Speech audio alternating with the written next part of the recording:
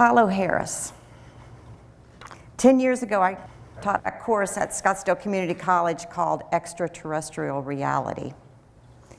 It only lasted a semester, and that's another story.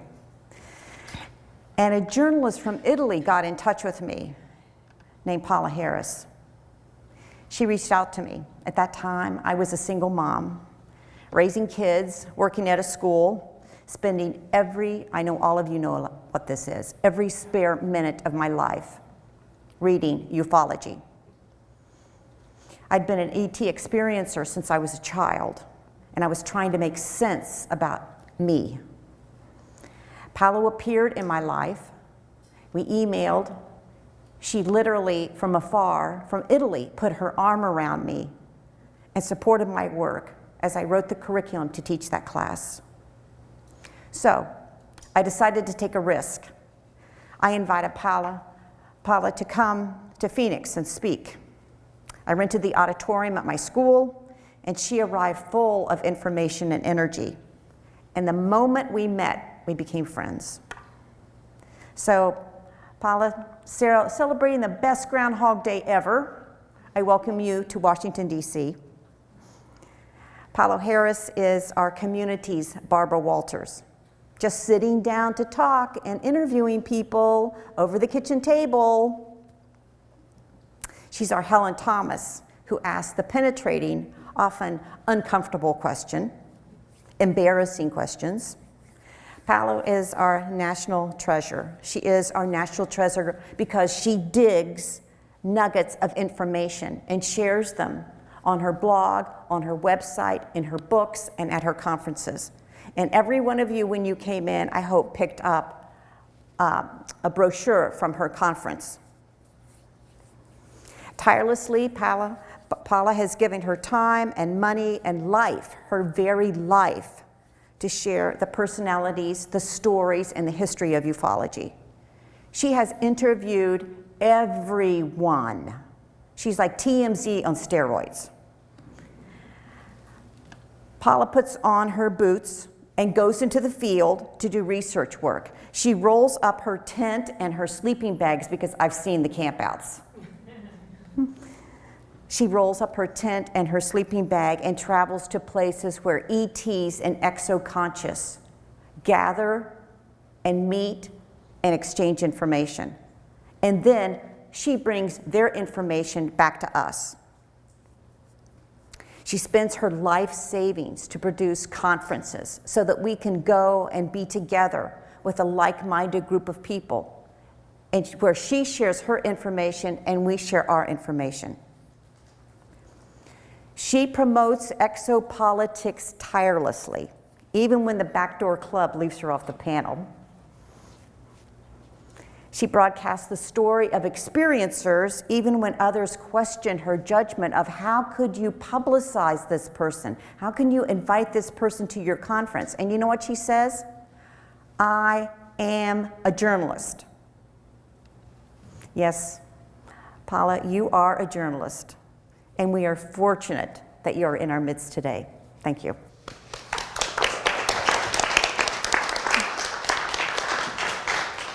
Wow, what an introduction. Wow. You know, I've never had an introduction like that. Thank you so much. And what you don't understand, Rebecca, is that when I wrote you from Italy, I needed support. So you helped me more than I helped you. You know, I have a master's in education. I am basically a high school English teacher, but since I worked for 15 years at the American Overseas School of Rome, because I'm Italian, I'll tell you a little bit about my background. And I was trying to do this at the same time, and I have an educational background. The only person in the field at that time, when I reached out to Rebecca, that was thinking on the terms of a college course or making this legitimate, because like Steve Bassett says, it is in the ghetto, this subject matter. Perhaps the most important subject matter on the face of the earth. We have a situation where to make it legitimate and not make people laugh and ridicule this subject has been the greatest challenge of my career and my life. And you were doing something at that time. You were making a college course out of it, a junior college course. And I was so happy because I said, somebody's doing something that isn't, that isn't useless, because I will say, and you're going to hear me say, that the UFO community has gone into a circus Disneyland mode. I really have attended conferences where there's little gray alien statues outside at the Marriott Hotel, and no real serious businessman, astrologer, astronomer, or anybody else would dare to go in that conference for the amount of commercialization that's done in this country. And the reason why I say this country is because I think I'm in a position to compare the study of this extraterrestrial phenomenon from other countries. I mean, I lived in Italy for 5 years. I did the conference in Barcelona. There were no little T-shirts or gray aliens or gadgets or anything sold in Barcelona, Spain. I've been to Switzerland. I did a conference in Marseille, France. So everybody is interested in this, but if you don't package it or present it in a way that intellectuals can join it, we are not going to have an intellectual think tank type conversation here. So that's my personal bias. I have to tell you that ahead of time, because that's my personal bias. Now, Jennifer Stein. Wonderful. We got a bunch of women, because, like every institution, the UFO group is top heavy with men. And it's been very, very difficult to break into the, especially the research part of it as a woman. I remember when I used to go to Italy and I used to talk about Richard Hoagland and Mars and so forth, and I remember the older men looking at each other saying, how did she get in his house? What did she use to get it? How did she get that interview? And may I guarantee you that everything I did was totally legitimate, but I'm going to give you a little secret. My whole life has been a series of coincidences and serendipity. And the coincidences that have happened from the time that I began this, and I'll talk a little tiny bit about that, showed me that this has been preordained. That it was my job as an educator and my job to do what I was supposed to do when I was supposed to do it, and find the people out of nowhere that I was supposed to interview. Travis Walton movie, that it just blew me away the other night. This documentary is so tight. It's so well done. It's so packed with information. It's so emotional.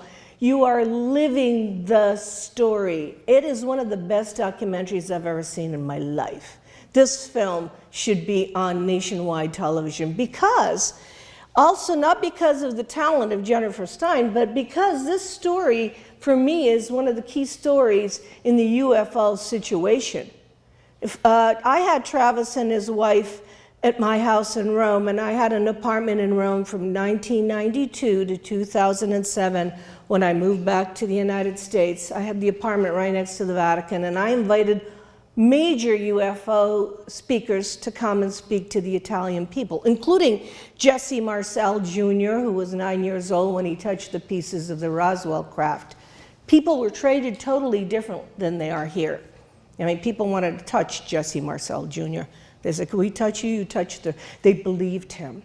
There is no problem with this subject matter in other countries. However, Travis Walton was a case where he is telling the same story 20 years later. He's 20 to 30 years later. He doesn't change it. He doesn't embellish it. He's a simple logger from Snowflake, Arizona. And what happened to him is astonishing.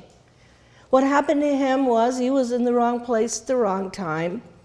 And I've asked him interesting questions. I've asked his ex-wife, why do you think the UFO was there? And she said, well, in those days there were nuclear tests done in Nevada, and especially around Area 51. And a lot of that fallout was coming into Snowflake, And Dana told me, well, my mother had leukemia. And a lot of the people were suing the government because of the fallout of the nuclear. I mean, all you have to do is connect the dots and find out that the people that are visiting here, and I'm going to call them people because they're not all little gray creature things. There are people that are visiting here and not on vacation. This is not a planet they chose to have a vacation to go to. So I think that the fallout from that area was heavily, causing problems not only to the population, but I think some extraterrestrial races, because there was more than one race in that craft, was measuring the radiation. I mean, that's logical. I really would love this to be in a university, because a lot of this is just logic. It's not just about Travis, it's about why the craft was there. It's about what it was doing there. And as a journalist, and yeah, I've been called the Barbara Walters because I really want to know. And I'll ask the questions to find out. And I think that, Rebecca, you were alluding to the controversy lately that I got really slashed up and down in every which way on the Jaime Maussan Roswell slides. Okay, all the journalists, not ufologists people, all the journalists that I know that saw that presentation, I watched the 5-hour presentation. I can't make a judgment if I'm not watching it. It was from Mexico City, 7,000 people were in the audience. Jaime presented the forensics around that, around those slides by forensic people who were risking their career. But I understand some Spanish, so I know what they were saying. And the idea that they were found in a suitcase, in the lining of a suitcase with 300 other slides, but these two were in a lining of a suitcase. Slides date back to 1947, and the suitcase belonged to Hilda Ray and her husband, who were supporters of Eisenhower. And after you see my presentation, you'll find out that President Eisenhower was up to here in UFOs. Up to here. In so many ways. I will show you a letter from President Eisenhower to a contactee in Sicily named Eugenio Siracusa, very well known in Italy, not known in America at all. And Eisenhower is writing to him. And Siracusa didn't understand English, but he got a letter for President Eisenhower. Why? Because Eugenio Siracusa, at the same time as George Adamski, went around the world with the message he was given by the human-type extraterrestrials. They had a responsibility to tell the world in 1954, and Eisenhower knew, because Eisenhower was deeply into it. So when I saw those slides, belonged to a very close friend of President Eisenhower and a financial supporter, I said, why don't you look at where those slides come from?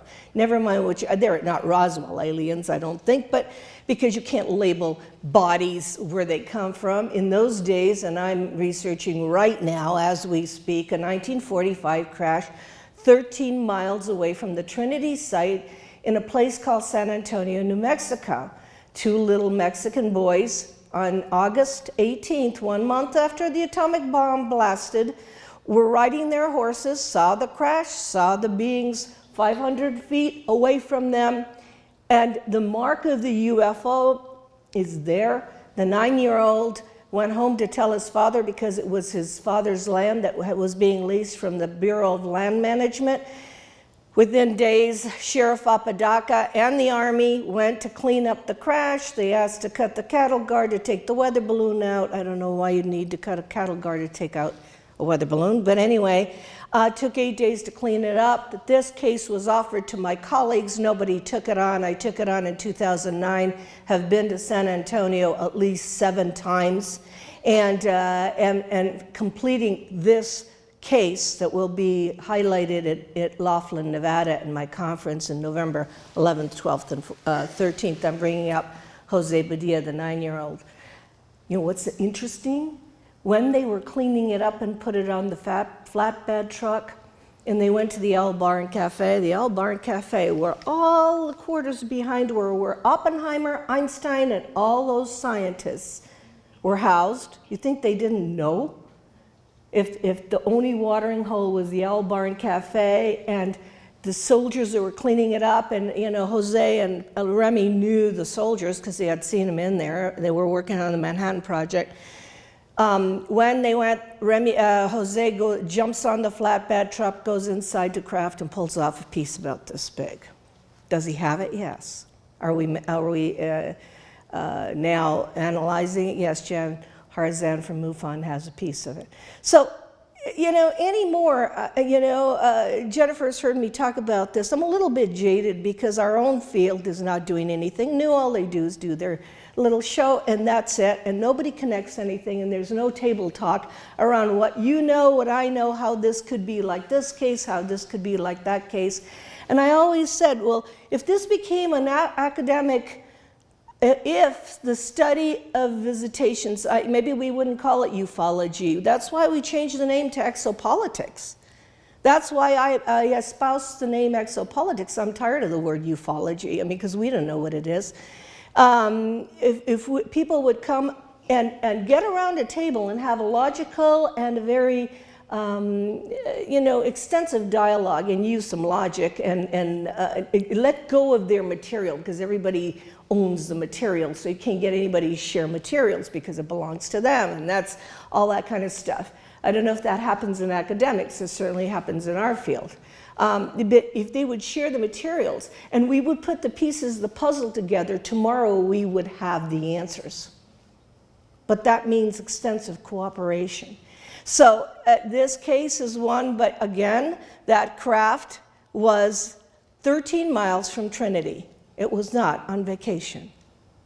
So a lot of what happens and a lot of what I'll show you is around the fact that in 1945, not 47, that's 2 years later, we opened Pandora's box with the nuclear blast at the Trinity Site in near Socorro, New Mexico. It's called Stallion Site, actually. I've been there so many times. There is a plaque there from Robert Oppenheimer, from the Bhagavad Gita, saying, "I am death, the killer of worlds," plural. Every time I see that, I say, Oppenheimer is trying to clean his conscience. It's like Oppenheimer, they didn't know, I don't know what they were thinking. Did they think that if they discovered this and then it was gonna, just go away? Could they see the future, that rogue nations would have this power and we live under a curtain of fear? I think there is somebody, we have friends in high places. I really believe that after 30 years of research. So I have my slide. Exopolitica is the Italian version of Exopolitics. I felt like I had graduated from ufology. And so I don't know if this works from far. So what happens now is when I do a story like 1945 or when I do a review of Jennifer's film, there's only one place I can put it, X Times magazine in Rome. It is the only magazine that's like People magazine that will take my work. There is nothing in the United States on this subject matter. So I have no place to share materials. Nothing has been developed that can give us this kind of networking. So I write for this magazine. I have 2 stories currently in process. It worked before, let's see. Okay, it's working? Okay, well, I've written 5 books and they're all interviews. There's nothing of mine in them as far as my own ideas, because I was taught early on by Dr. J. Allen Heineck to interview people without judgment and not put anything in a box. So my 5 books, I have them translated into Italian, and 1 in Spanish, actually 2 in Spanish, 2 Spanish books. And I'm so glad I did, because that gives me exposure to my work right now, which is in Latin America. This is a very interesting quote from Albert Einstein, and we've got to understand that a lot of these people knew about this. If Einstein and Oppenheimer are hanging out in Socorro or around Socorro, and we're having these crashes in the New Mexico area, and they were due to high-powered radar that they were using to try to keep the Soviets not knowing what they were doing there, because everybody goes, well, how could they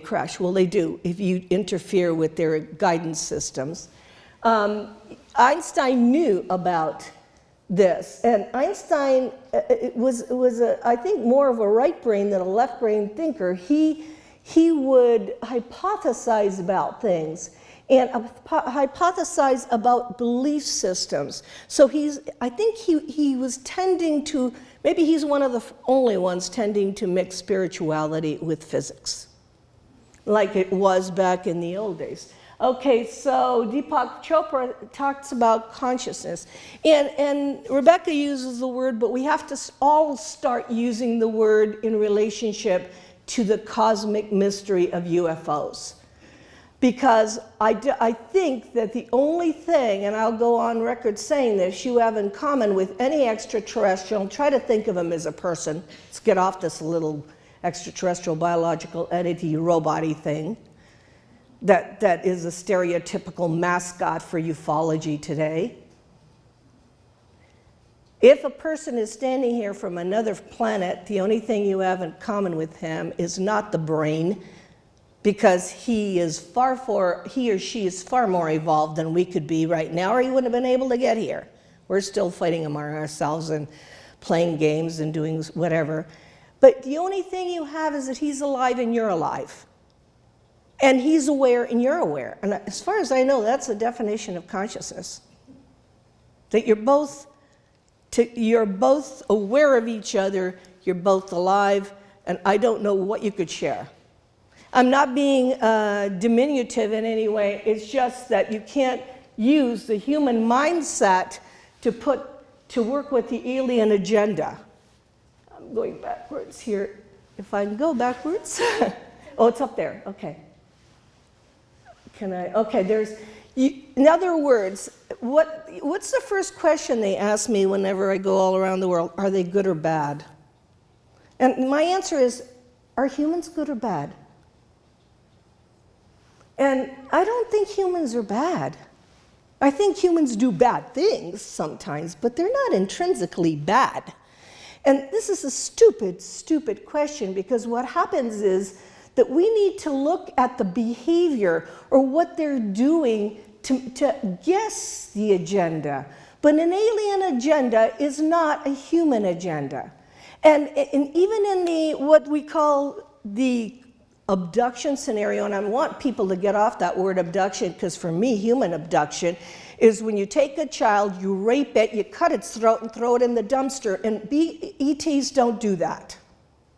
They put you back in your bed or wherever they find you, but they don't kill you. And the thing is that the word abduction has such a negative connotation, I'm hoping they change it to contact, which, God bless Carl Sagan, put in his film just before he died. Now, Carl Sagan was a skeptic, but he had seen the Blue Book files. But just before he died, I think he died of cancer, he kind of saved the situation. It is contact with an agenda that we have no idea about. And then I think about the movie Spielberg did, Artificial Intelligence. I don't know how many of you saw that film, where the little boy at the end wants to see his mother again. And the beings say to the little boy, but everybody's dead on this planet. We can't get your mother here. And the little teddy bear opens his hand, and there's the hair of his mother, because the boy had cut his mother's hair, if you remember, by accident. And they had DNA that they could recreate the mother. They had DNA that they could recreate the mother. Destruction of planet Earth means that you have to have some DNA to start it up again. So could we look at maybe the contact scenario as possibly saving some DNA in case we do it to ourselves another time? So I have no idea why they're here. I have no idea there are 57 races. And yet we play the game of reptilians, grays, and Nordics. They should be insulted. Because you can't put the Virginia case in any of those places, or the Pier Fortunato Zanfretta case, where the beings are 15 foot tall and have scales and they are not reptilian. So you cannot shove these cultures in these boxes. And we do that as a UFO community. It is sick. It is not even logical. Because when I talk about Antarel from South America, he comes from the planet Apu in the constellation of Alpha Centauri, and I'll talk about Ricardo Gonzalez's contacts. They go, he's a Pleiadian, he's a Nordic. I go, no, he isn't. There's a lot of other people out there, and they're all different shapes and sizes and here for different reasons. Colonel Philip Corso, who was the man who changed my life, I don't have a lot about him in this presentation, so I'll say a couple of words about him. There's another case. I was supposed to cover the 50th Roswell party down there, or the 50th anniversary, and I was in Italy. I told my editor I didn't want to go, and he said, you've got to go and see Colonel Philip Corso the day after Roswell came out, and I said, but I don't want to go, and I get this fax saying we're waiting for Paola Harris, we'll give her a ride, and I end up there, and there's no place to sleep because this party has been booked since February, and I walk into the media place, and I say, I'm from Italy, I got to cover a story, I have no place to sleep, and they said, open the phone book and find a hotel, try all of them, and I put my finger on one hotel, Sally poured in, called them, got a room right next to Colonel Philip Corso for 3 days, the only room that was available. You don't think that's orchestrated? That whole hotel was booked. It had John Mack, and it had everybody in that hotel. The whole world was in that hotel, and this room was right next to Colonel Philip Corso for 3 days, empty. So I'm going, I don't know what he looks like, I have no idea, I've got to go to the museum and do this, and Corso's on the stage talking about the back engineering of alien technology, which he himself was involved with in the 1960s, which is really late, which makes you wonder because it was Army Air Force in 1947. So it makes you wonder who the Air Force, what they did with the pieces. If Corso got him in 1960 under the Kennedy administration. He was also on, he wrote a book called The Day After Dallas, and he was on the Warren Commission. We could check on him in Italy because he was head of intelligence in Rome at the age of 26, so we could go everywhere and just check on Corso, know what he was doing. And we checked on him, and he was very legitimate, but our own UFO community bashed him from day one. He never spoke very much in this country. I was a journalist that brought him to Europe twice. He spoke at the International Symposium in San Marino, and he spoke to us in Pescara. So you'll see Corso here, because Corso, who we had also, was Desmond Leslie, who was the author of the books UFOs Have Landed with George Adamski. And Corso and Desmond Leslie talked together while they were there. So have I met the people directly? Yes. And, you know, I realized why the secret was secret. In those days, I was very naive. I believed that the secret was secret because it would cause mass panic and people don't want to see aliens. Of course, if you've always seen the little gray things, you don't want to see them for sure, you know. But Corso brought the autopsies, and what he said to me was, look, you know, those things are extraterrestrial biological entities. I will show you the autopsies. They're created to fly the ship. They do what they're told. And he said, we have a lot of those. And he told me that the bodies were, he had seen some bodies, and that he had done a lot of work out of, Fort Belvoir, Maryland. So, I mean, he told me all about this stuff. And he said, well, he said, you know, those guys they're not the real aliens. He said, we were worried about the real ones that created those guys because they could be walking in the halls of the Pentagon and we wouldn't recognize them. And I think I looked at Corso crooked because I hadn't digested the idea yet that some of them could look like us. And so I looked at him, I mean, what do you mean it's who created them? And basically, I think he turned a page for me because I realized it wasn't the mass panic thing. This is a matter of economic stability, money, back engineering, and so forth. And I was one of the first journalists to come out and say, it's about back engineering, folks, so don't even go there. I don't believe disclosure is going to happen. I mean, when you know, the thing is, disclosure for me, my definition of disclosure, and God bless Stephen Bassett, God bless him. I've done 5 of his 7 X-conferences. I brought Monsignor Balducci to Washington for him. Disclosure wouldn't be feasible if it was done by a government, so the beings are going to individual people. If they were going to go to a government, they'd choose maybe the biggest government in the world, like China. And China, by the way, has had to shut down its airport 9 times this year because of UFO incidents. And they don't hesitate to talk about it. 9 times, shut down the whole airport.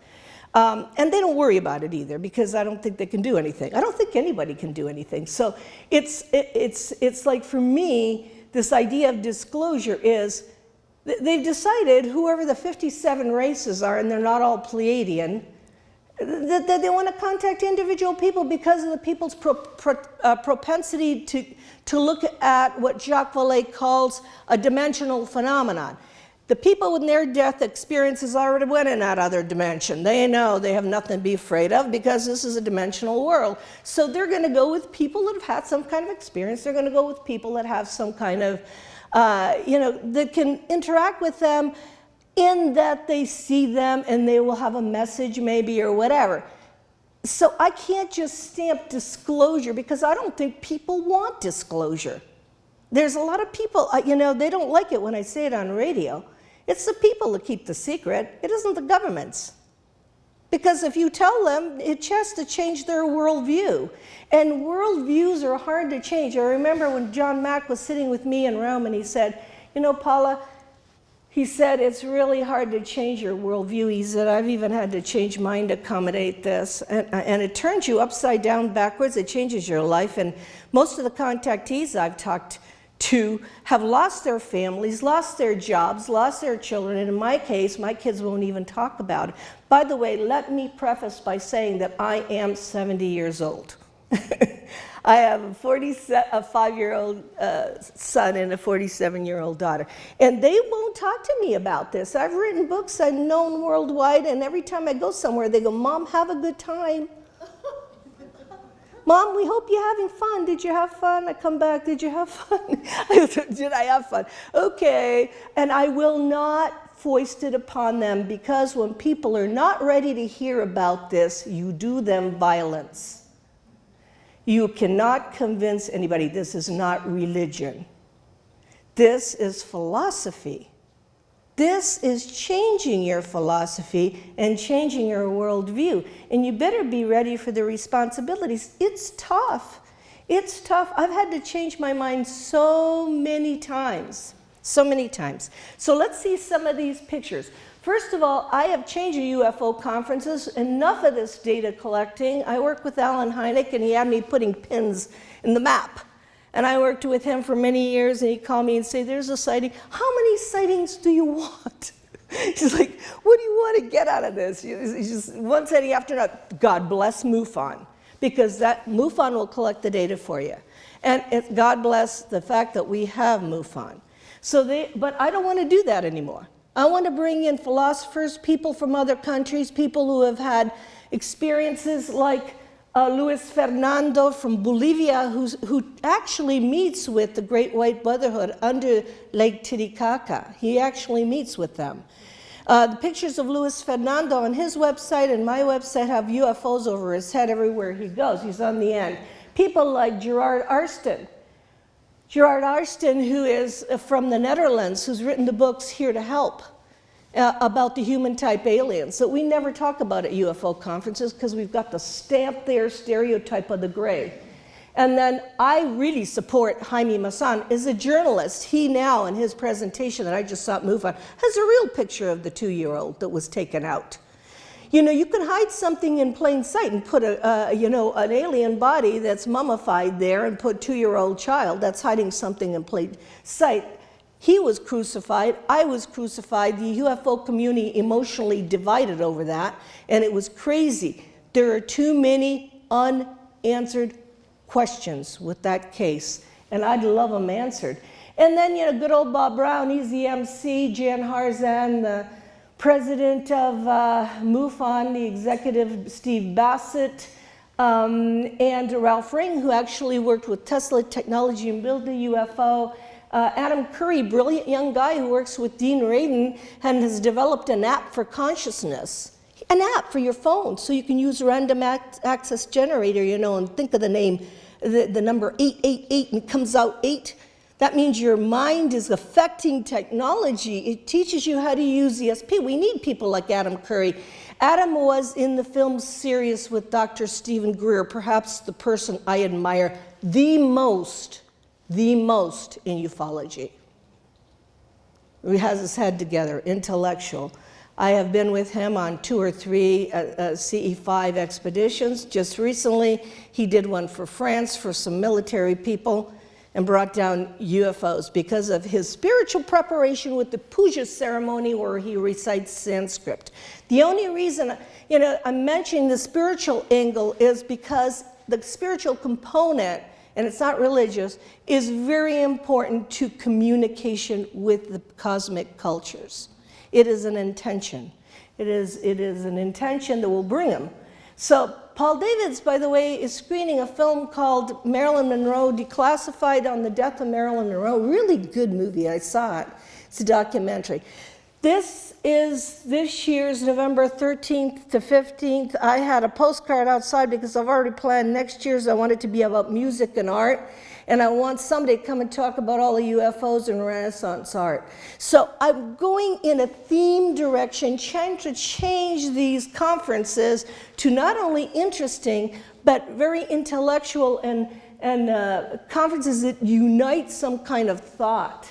Of course, we got George Nuri of Coast to Coast. He is going to do a panel on artificial intelligence and the dangers of artificial intelligence, which to me is something we should be talking about. And of course, the picture on the bottom is one I took of J. Allen Heineck with Leo Sprinkle when I was working with him. So let me see if I get this to go, because I'll do the pictures. This is Gerard Arson. This is his book. I'm going to talk a lot about books. If you feel like taking notes, these books are amazing. I have 300 books that I have read. Apart from the fact that I am one of the only people who does field research, I can't go up to somebody and interview them if I haven't read their book or know what the heck they're doing. I mean, I'd be considered ignorant. I would have stupid questions. So I don't know why my own colleagues aren't reading each other's books, why they don't know each other's research. Right now I'm reading Grant Cameron's Alien Bedtime Stories. I admire him tremendously. And Timothy Good's book, Earth and Alien Agenda, which has the Amicizia case in there, which I researched also. The latest books that come out on research will help us, and they're source books. They're the books from the source, who is involved, who wrote them, which, when I used to give a research paper, I used to make sure that they used firsthand sources. Well, half of them are dead now. So the only way you're going to get this is the books. I'm pressing the button and it's not turning. Am I doing something wrong? Oh, there it is. So I began my career with Allen Hynek because it was also coincidence. I saw Close Encounters of the Third Kind, the very last scene with Francois Truffaut. He was crying, not crying, I was crying because of the meeting that Francois Truffaut had with the beings, where he used the hand motion and he had a contact. Now that is a very far away type contact. It is not where he went up and shook hands, hi, how are you? It was a musical tone that he used, or a series of musical tones that they had developed for that. And I watched that whole film, and I realized at that time they had given me a class called science fiction, and I was fascinated by the film. I had an emotional reaction to it. I knew that Allen Hynek was the advisor.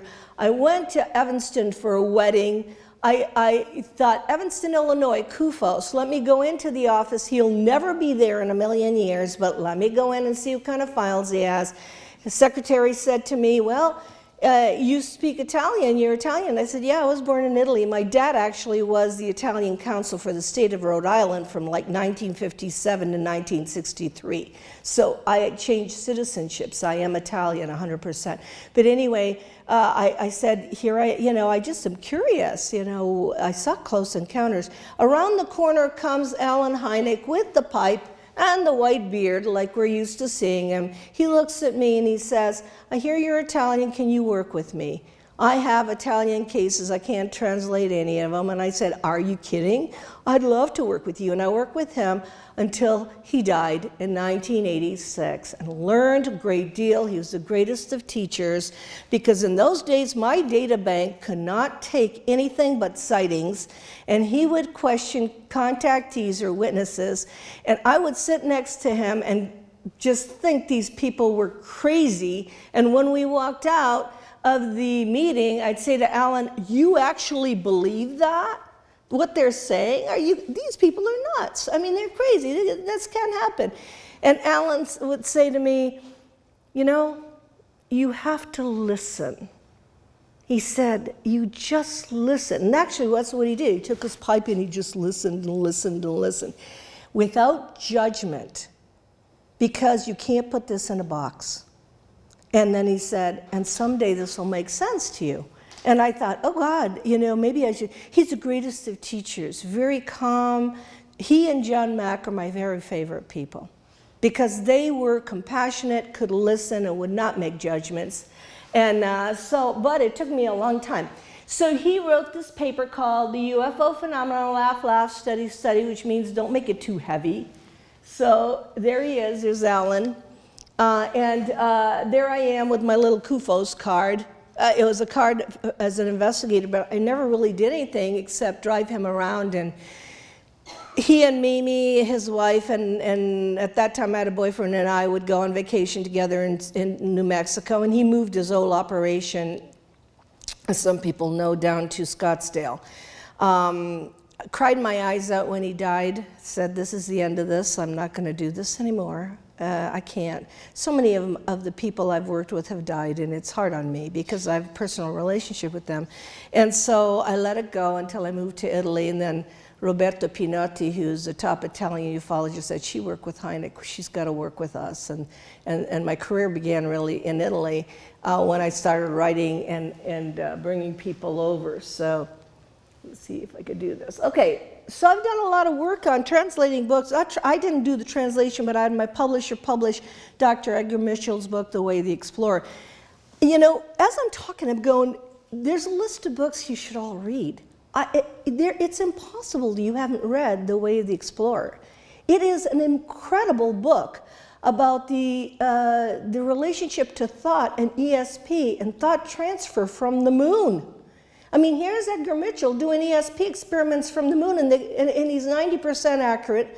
And you know what the implications of that are? That thoughts travel from the moon? And he's doing it as a scientist. He comes back here, he develops noetic science and goes into that area. But this talks about, this also, I read it in Switzerland because I wanted to go to Switzerland for Christmas and become Heidi for 24 hours. And I thought, oh, I'll see all the Swiss Christmas, and it wasn't like that because it rained, there was no snow. But anyway, what I remember is reading this book. And I got a chance, I read all night and all the next morning, and it talked about the examination of Uri Geller, being, you know, the Israeli psychic that was brought over. By the way, I know Uri became very close friends with Uri Geller later. Being brought over to SRI, Stanford Research Institute, working with Hal Puthoff and Russell Targ. Russell Targ has been to my apartment in Rome too, and he's a very good friend. I could ask these people questions. I want to ask them questions. What were you doing with this in those days? And they admitted it. They were using it for military purposes to spy on the Russians because they didn't have satellites. So Uri Geller served as kind of a lethal weapon. I mean, I think he's used also as information gatherer because he was very successful to put him in a Faraday cage underwater. He was very successful. Uri personally told me that he left SRI when the guys told him to stop the heart of a pig during lunch.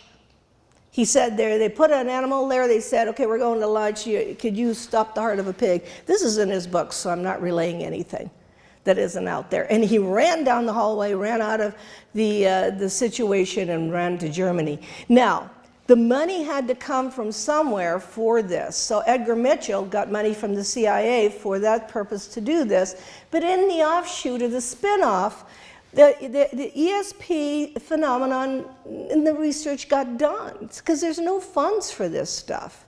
So the ESP phenomenon got done, but then we as a society, what we do is we negate it when we should be teaching it to our kids when they're 3 years old. So later on, they can find the keys to their car, they can find a job, and they know who's lying to them. Because this is a faculty that everybody has. And how do I know that? I talked to Ingo Swann. He said to me, you know, Paula, everybody has this in their hard drive when they're born. He says, society takes it out of your hard drive and kicks it out because it is not convenient. I mean, can you imagine knowing if somebody's lying to you? You know, having that kind of faculty, it's using your gut feeling. But anyway, so, and I've talked to Ingo Swann, I've talked to these people because I'm really interested. I want to know. This is the only way the ETs talk to people. They do not go to school to learn Chinese, Italian, Spanish, and everything. It's direct thought transfer in the language of the person. Direct, and you know how fast direct thought transfer goes? You can't mess around. It's just direct thought. And so I'm curious, in relationship to the UFO phenomenon, the ESP component. So anyway, I had that book translated into Italian. It took a lot for me to convince Edgar to do that because he said, what use is it? I said, what use is it? All the Italians can read your book. I said, you know, it'd be very valuable. So there I am with Edgar Mitchell, and that's my other book, Stargate to a New Reality. This is not working that easy. There, I'm talking to a researcher from Bogota, Colombia, and I'm going to talk about this researcher in a minute. His name is Jamey Rodriguez. This is a point that I made earlier about the messages of the 1950s, the anti-nuclear, were ecologically inspired. And of course, if you don't know Robert Salas, he was president at the Maelstrom Air Force Base, shut down, also an excellent witness for the Bassett disclosure congressional hearings. In fact, they considered him the best because he was present. You know, shutting down 10 nuclear missiles and activating missiles in Russia is a matter of national security. I don't know why people are laughing at UFOs. If you want to use the national security card, and I gave this speech at Paul Hellier's 90th birthday because he said to me, all the people I used to work with are laughing at me, Paula. This is my 90th birthday, and they think because I got involved in UFOs that this is silly. And that's due to the UFO community. Sorry. So he said, can you say something? I said, I don't know what's funny about Jean-Charles Dubac, a pilot of Air France, who over Paris sees a UFO the size of a football field and has 350 passengers in the back. And he's freaked out. And I interviewed Jean-Charles Dubac personally. And he's willing to talk, and he had no problem in France reporting it because he didn't know what to do. He wasn't briefed on the fact that he could see this stuff. And could you tell me what's funny about that? Why would you laugh at that? Why would you laugh at 10 nuclear missiles on 2 occasions, Oscar and Echo flights, over over Maelstrom Air Force Base being shut down, one right after another? If you talk to Robert Salas personally, it's really funny. I said, Robert, did you get a message when this happened? He said, yeah. He says, I'm not talking about it. He says, because everybody will laugh at me. He said, but I heard in my brain, we will shut you down. They didn't kill him. They didn't destroy the missiles. They just did a little act of shutting down. What does that tell you? That if we ever get real dangerous on this planet, we will shut you down. Who are they? They're not the little grays. They're people that don't want to see us do it to ourselves.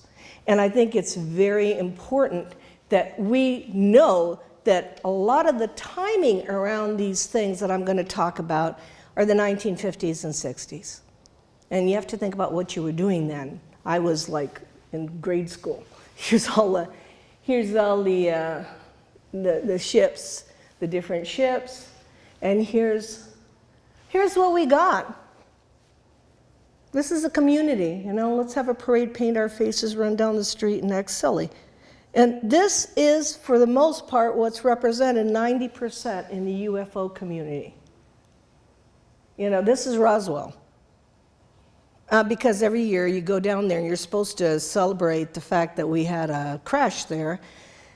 But I think that was a gift because they left the bodies and they left the materials. But, you know, it's Disneyland. I don't know what to say because I can't take it anymore in my old age. I can't take a Disneyland situation. I don't know if you recognize them, but and that's another teary situation for me because I love this man. He was very, very compassionate, and I was his translator for one of his last speeches in Florence.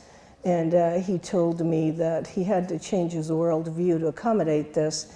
And he said, unless we change our worldview, we are the virus of the universe. And this is the words that Dr. John Mack used. And here he's talking to Monsignor Balducci, because Balducci used to lecture in Italy, and I was with him. I used to go over his house a lot, and he used to ask me questions about Area 51, what was going on, so forth and so on.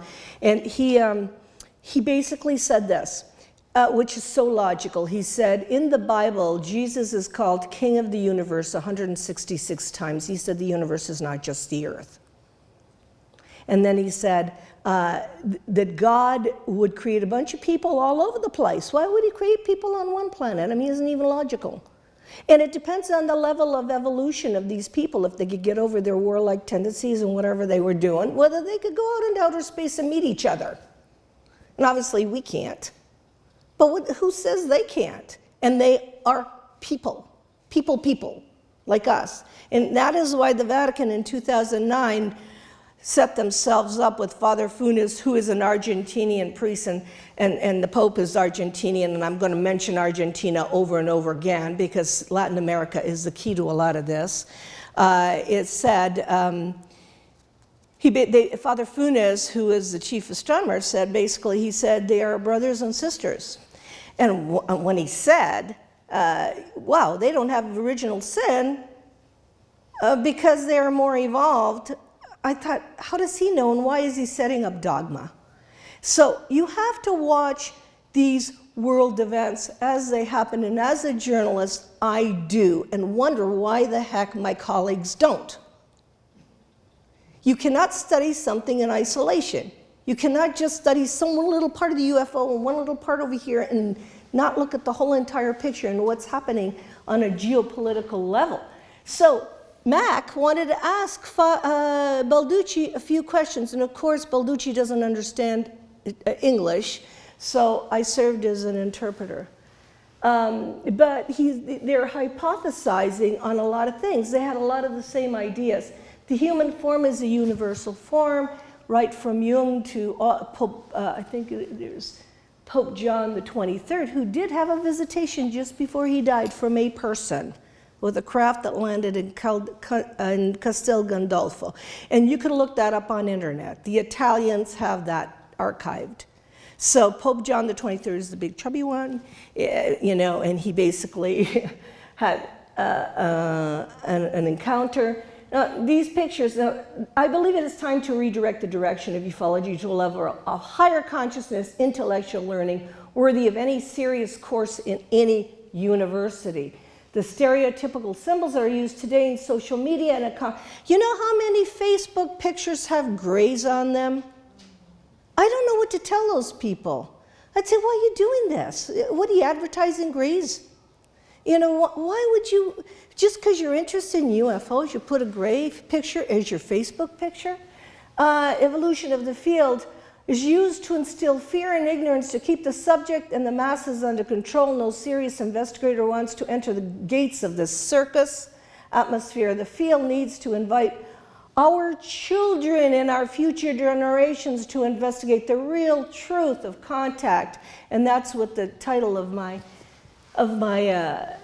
really is. This human child, this is a, who knows, but for sure, if I can go here, I'm having trouble with this thing a little bit.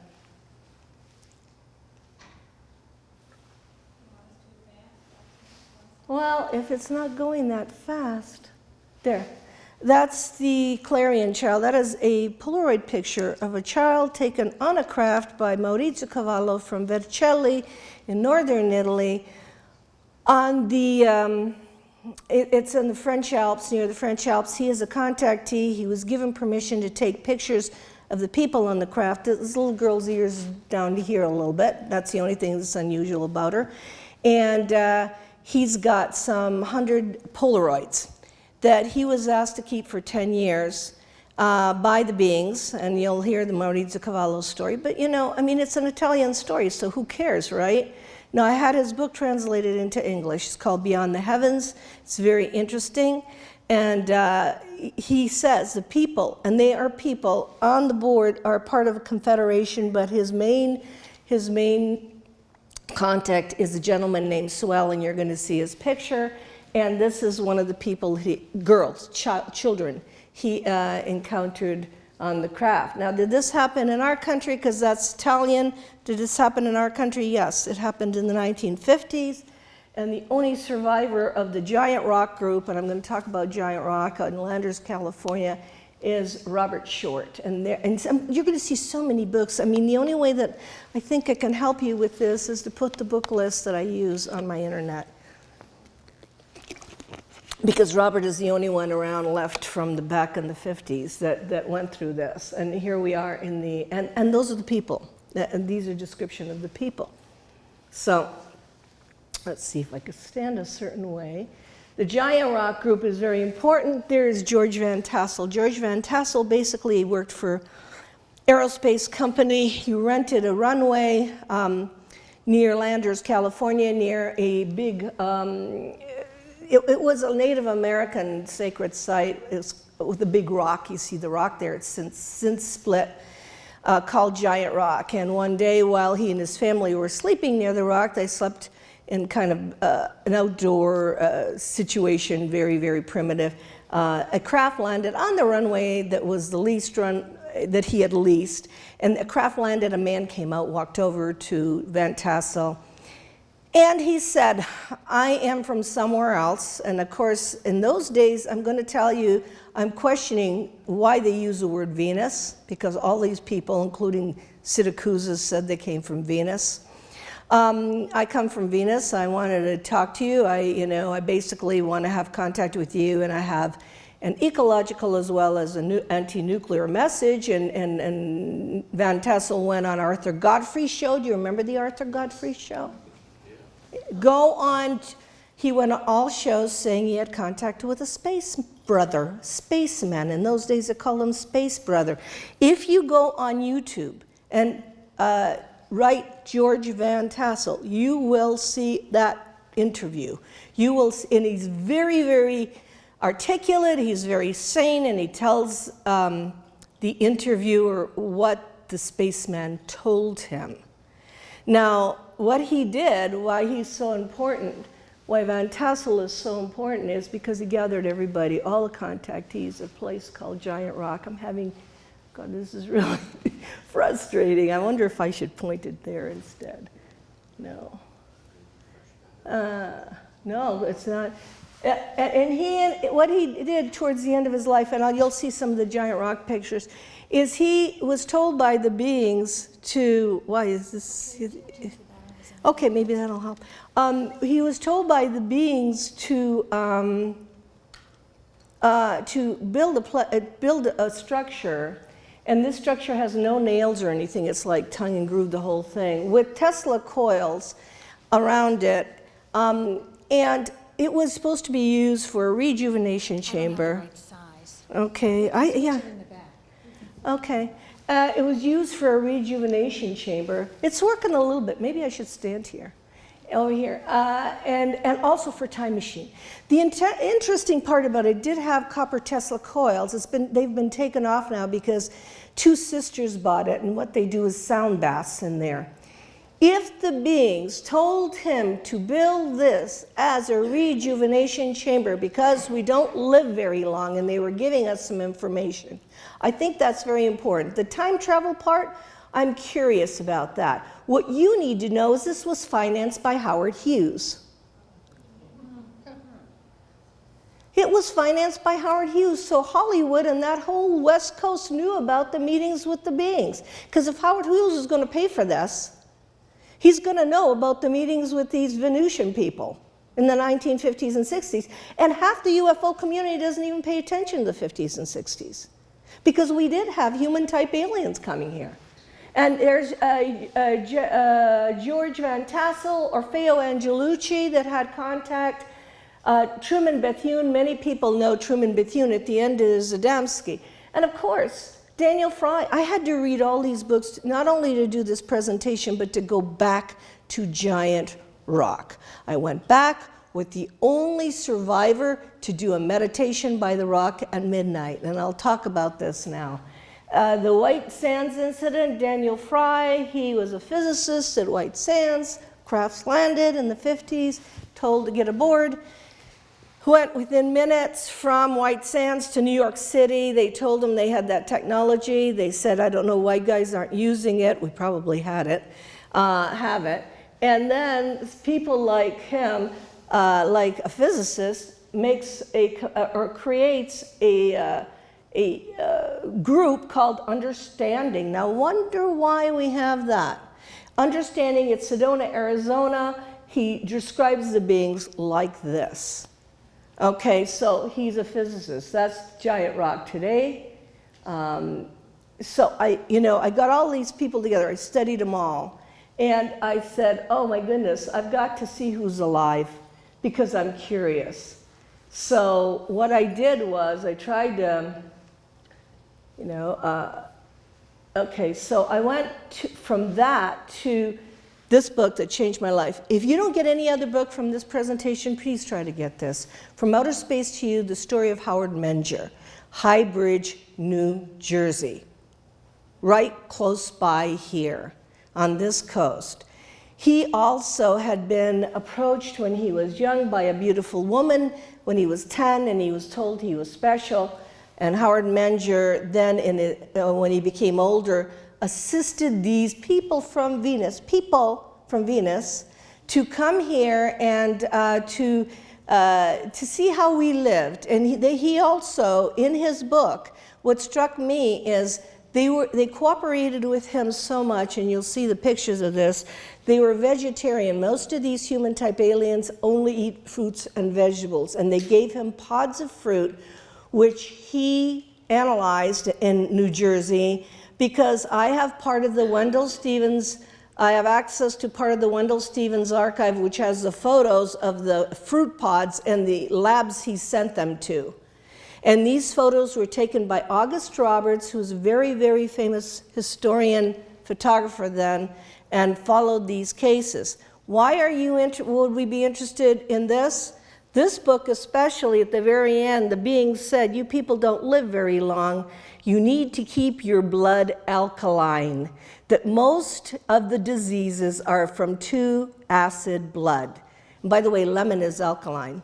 So today we're putting lemon in the water, we're buying alkaline water, and so forth. The beings give instructions at the end of that book, From Outer Space to You, how to live longer. They don't understand why we die so early, because they live to be 200 to 300 years old.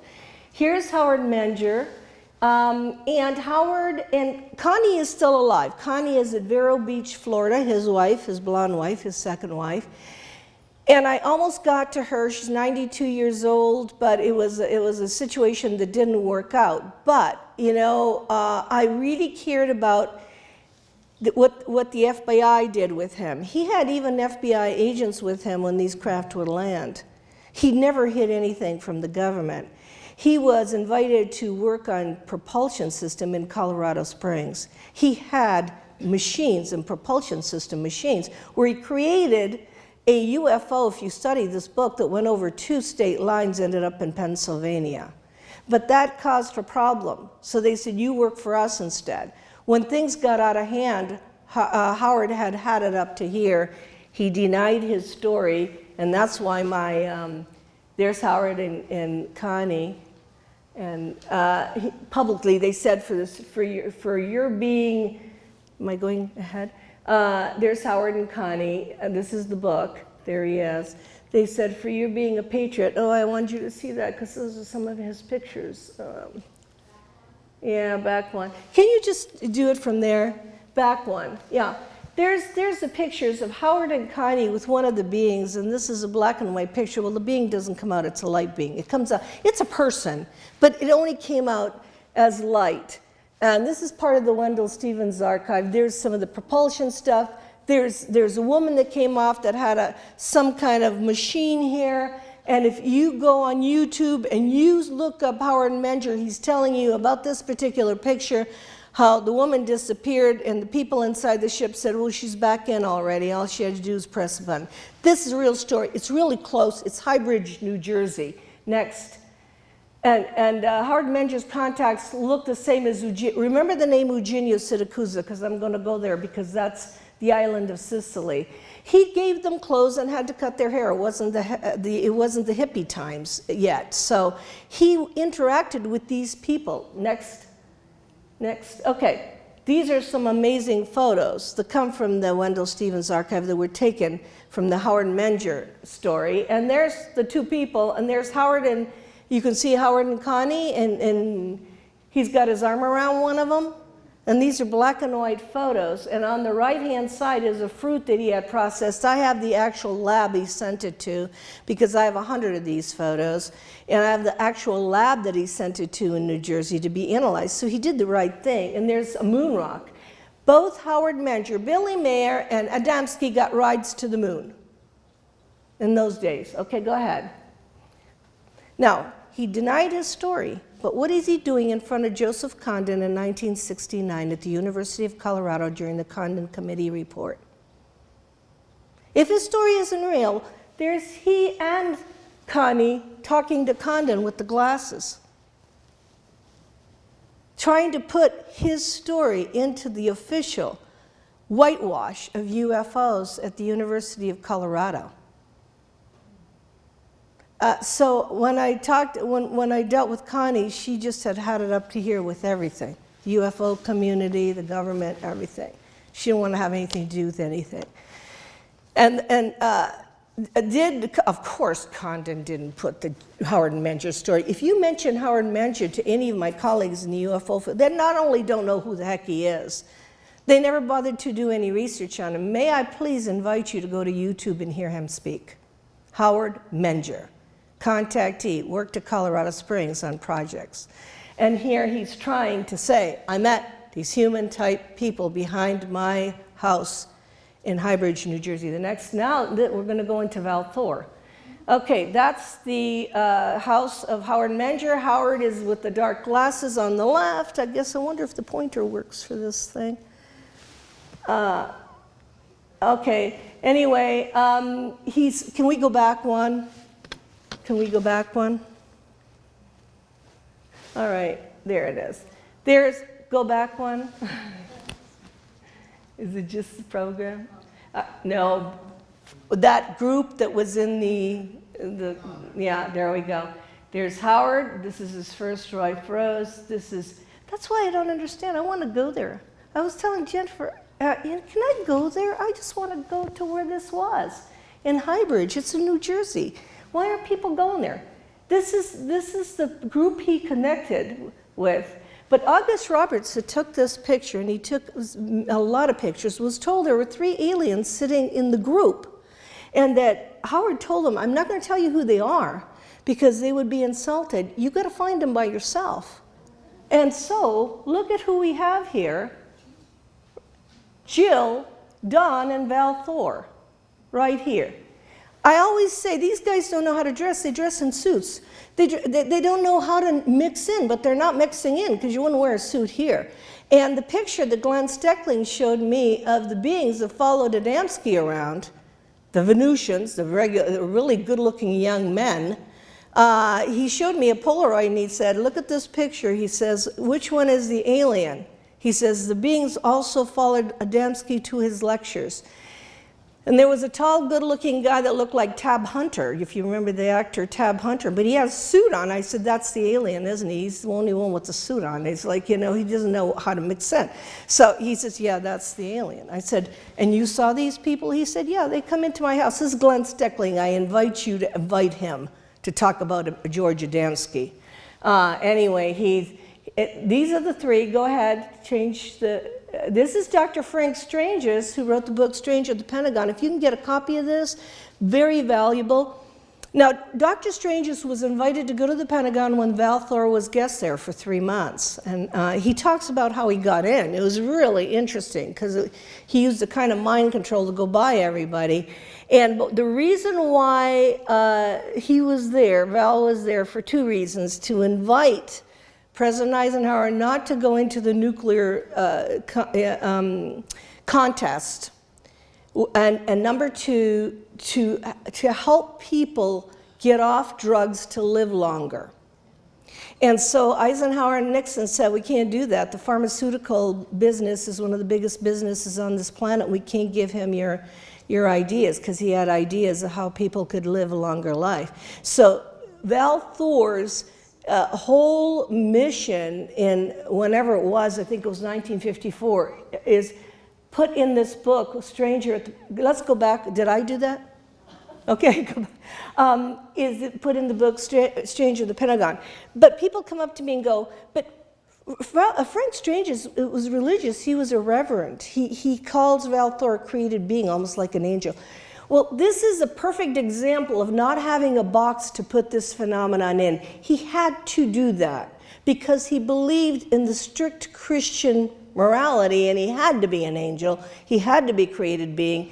He had no place in his thought to make him an alien. However, Stranges and his wife Julie, and I've got the audio tape, had gone aboard Val Thor's ship, which was cloaked and sat above Lake Mead in Nevada. I'm going to show you pictures of Lake Mead now. Anyway, there they are, Jill, Val's brother Don, and Val. And here's a letter from August Roberts telling Wendell Stevens, I had a hard time because he didn't tell me which ones they were, and I didn't want to do anything to them to upset them, but boy, oh boy, were they different from everybody there. And of course, Val is there taking notes.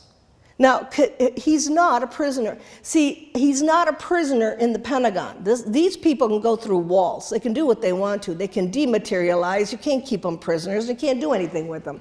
So if he wants to sit there and listen to what Howard Menger is saying, then he's going to do that. This letter is a historical letter from August Roberts talking about shooting these photos. The next one.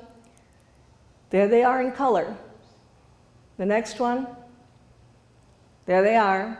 Now, see, I'd like to go there. I want to see where this is. This is where those beings landed in 1950. Nobody is doing anything about this. And I'm curious. And there's the 3 of them sitting there. Go ahead. There's Val. Now, the thing is that somebody has deciphered what he wrote, the notes he wrote. The next one. And one of the things he said is, we are related to you, we share one God. Okay, the next one. This is Lake Mead. I had to go there. I said, because in the Strangest book, there's an X where the ship is, exactly the point of Lake Mead where that ship is cloaked. So I was thinking, oh, if I go there, maybe the ship is still there. Who knows? So I went there. But this is a little weird landscape. The next one. It's a weird landscape. So there I am. That is a weird landscape. Next one. Okay, so the only reason I'm bringing this up is because I'm on the trail of all the human alien visitations. So last year in November, I was invited to Bogota, Colombia to speak.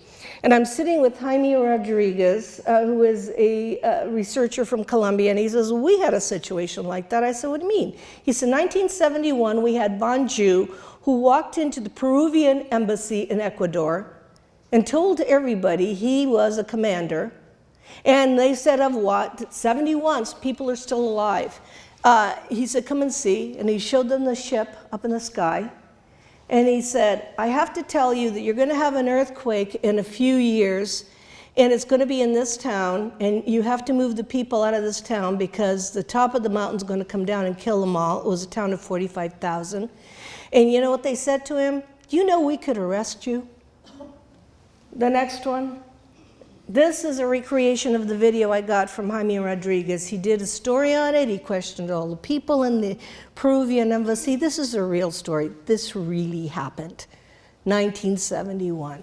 And there is Von Jew, and basically he's looking at a cube around his neck. He said, you can't arrest me, because he says, I'm being monitored from my ship up there. They know everything I'm doing, and don't even go there. And then they proceeded to ask him how many armaments the country next to them had, all these questions. Of course, he answered them correctly because he knew everything.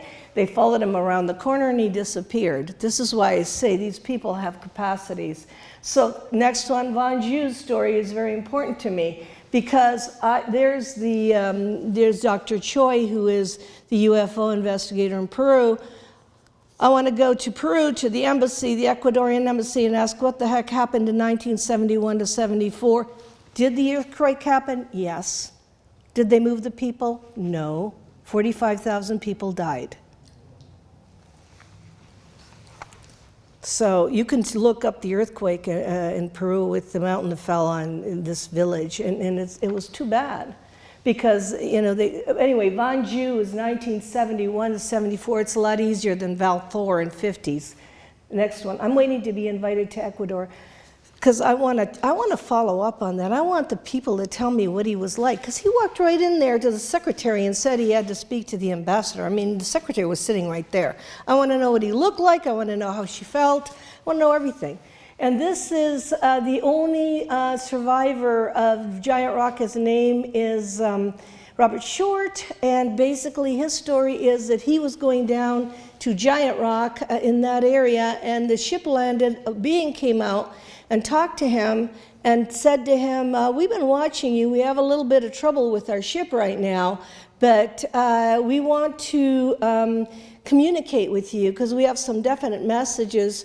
So, of course, Robert Short, he was very young at the time, and he was shocked to see this man come out of the ship walking over him. Same story as Van Tassel.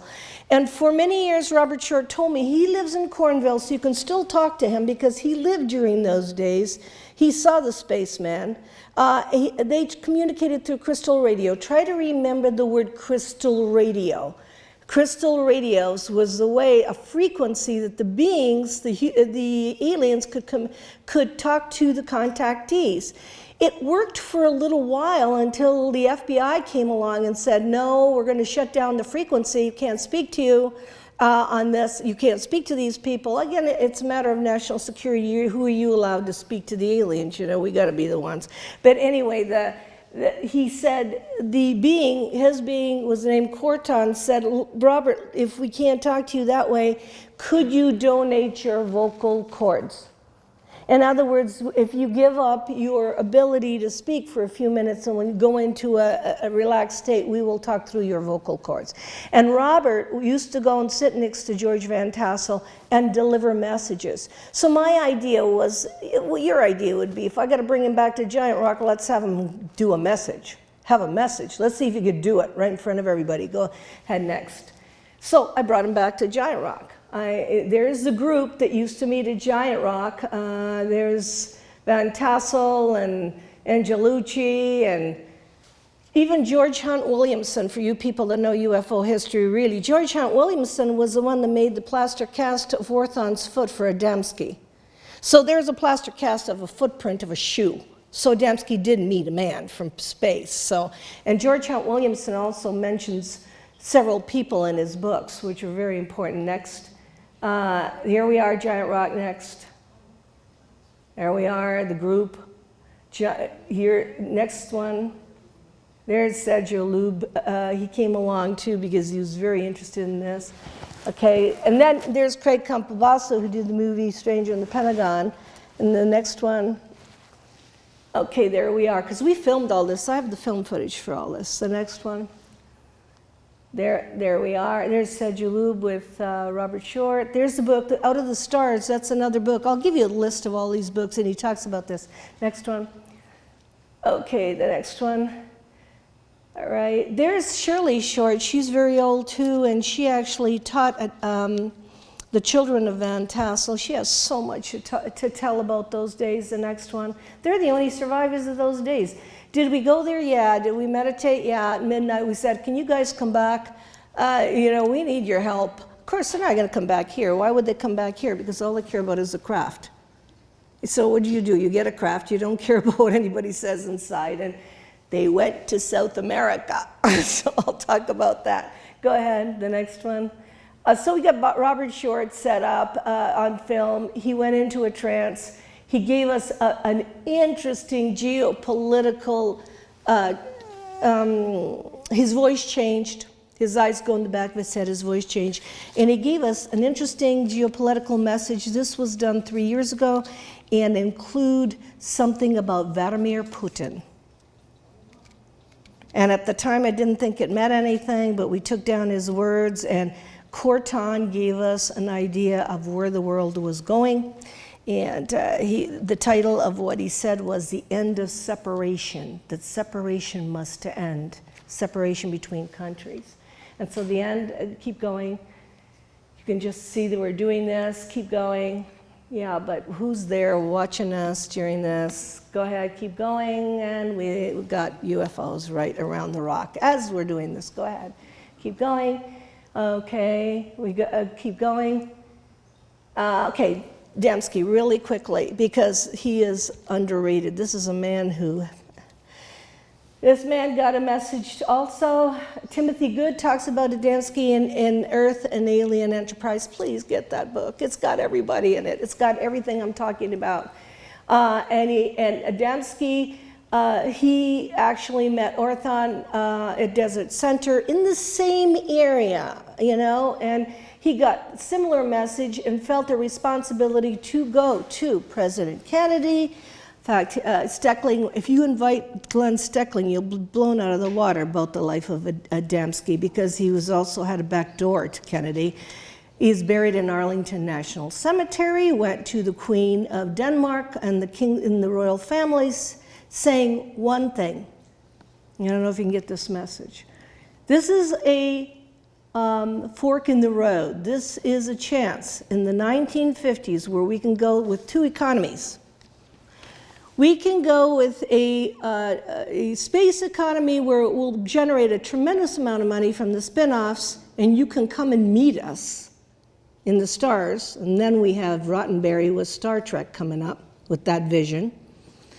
Or you can have a war economy, which may equally will make money, but you have to create more wars. Because it won't make money if you don't have wars to create the wars to make the money. This is a, a fork in the road. He went to all the kings and queens of England. He went to Pope John the 23rd just before he died, and Steckling has a medal that Pope John gave him. He went to everybody. They all agreed, but Eisenhower knew, as Kennedy wanted to, because Kennedy started the space thing. But his vision of space was to go together with Russia. And I don't know how he could put an American flag on the moon. I mean, it's like, so he had that vision of exploring the stars and exploring the outer space. And you gotta admit, I mean, just if you're using simple logic, we can't get off this planet. We made a decision. We are stuck here. We are stuck here in an economy that is going that way instead of this way, but the reason why Orthon came was because he didn't want to go on vacation. He came to give the message to this man who carried out the responsibility of telling the world, and yet by UFO community, he's bashed and crucified. We crucify our own, we eat our own, and it's just incredible. Go ahead, the next one. There's Orthon, there's Adamski, the next one. That's what he did. He actually made a footprint, so we have the footprint. And the next one, and this was Desert Center, we got a situation now. Those are Maurizio Cavallo pictures of people coming out of the craft up in the normal, up in the corner. You see the person. The left is Adamski's craft, and on the right is a guy named Antonio Urzi, who's been a friend of mine for 20 years, who takes pictures of not pictures, movies of these kind of craft from his attic apartment in Milano.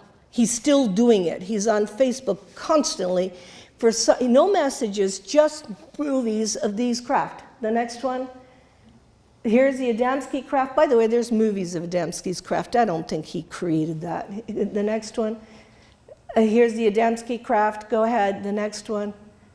There is a very young Desmond Leslie who's he was an RAF pilot who helped Adamski write the book, UFOs Have Landed, and he's there. And there's Desmond with the glasses and me in San Marino. So if you notice, Desmond is with Col Philip Corso at the bottom, so I was able over dinner to hear them talking.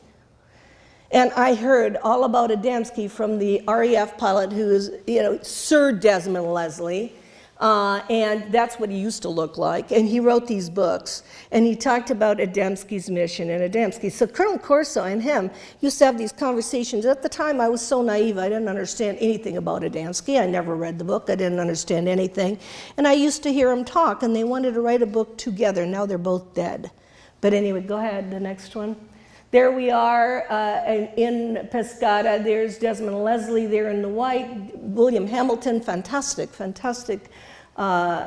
researcher. Michael Heseman, Colonel Corso, and me. There's Desmond Leslie with Colonel Corso. You can get the book, Five Saucers Have Landed, because he helped write it, the next one. There they are. It's really hard because I know these guys. I mean, they tried. They're people that really tried. That really, were telling the truth. Could have turned it like from here to here, if people would have only paid attention to them. Okay, the next one. There's Glenn Steckling, whom I suggest you invite to speak. He is the gatekeeper for all Adamski material, and he's amazing. He's a pilot for a commercial airline, so you don't even have to pay for his way. But he also will tell you the Adamski message. He will talk about the beings that used to accompany him, who were people, and so forth. The next one. The handshake that the Venusians taught Adamski as a greeting. And they're on. It's very important that remember Council at Apodaca. Council at Apodaca was not only a ufologist, he was a diplomat in Rome. He's sitting with Adamski, next one. Okay, so here is Antonio Urzi. And Jaime Maussan actually gave him a very sophisticated camera to do the movies. Go ahead, this is Urzi footage. I'm wondering what the heck Urzi's filming. On the right-hand side, that's movies. On the left-hand side is Elizabeth Clare from South Africa. The Pescara case is on the bottom, the Amicizia case. Okay, go ahead. Okay, this is footage from Urzi, Antonio Urzi, who is now a designer for Armani Privé. He does Lady Gaga's dresses. So can you imagine what's in his mind? I mean, where he gets his inspiration from? And he's filming this stuff. This is movie. This is not picture. Go ahead. There it is. Go ahead. That's Urzi. This is Urzi. There's a little thing coming out. Next. So I'm always asking Antonio in Italian. I Skype him. I said, "Are they coming back? What's going on? Why are you getting this? Why do you have this stuff?" Okay, the next one. The next one.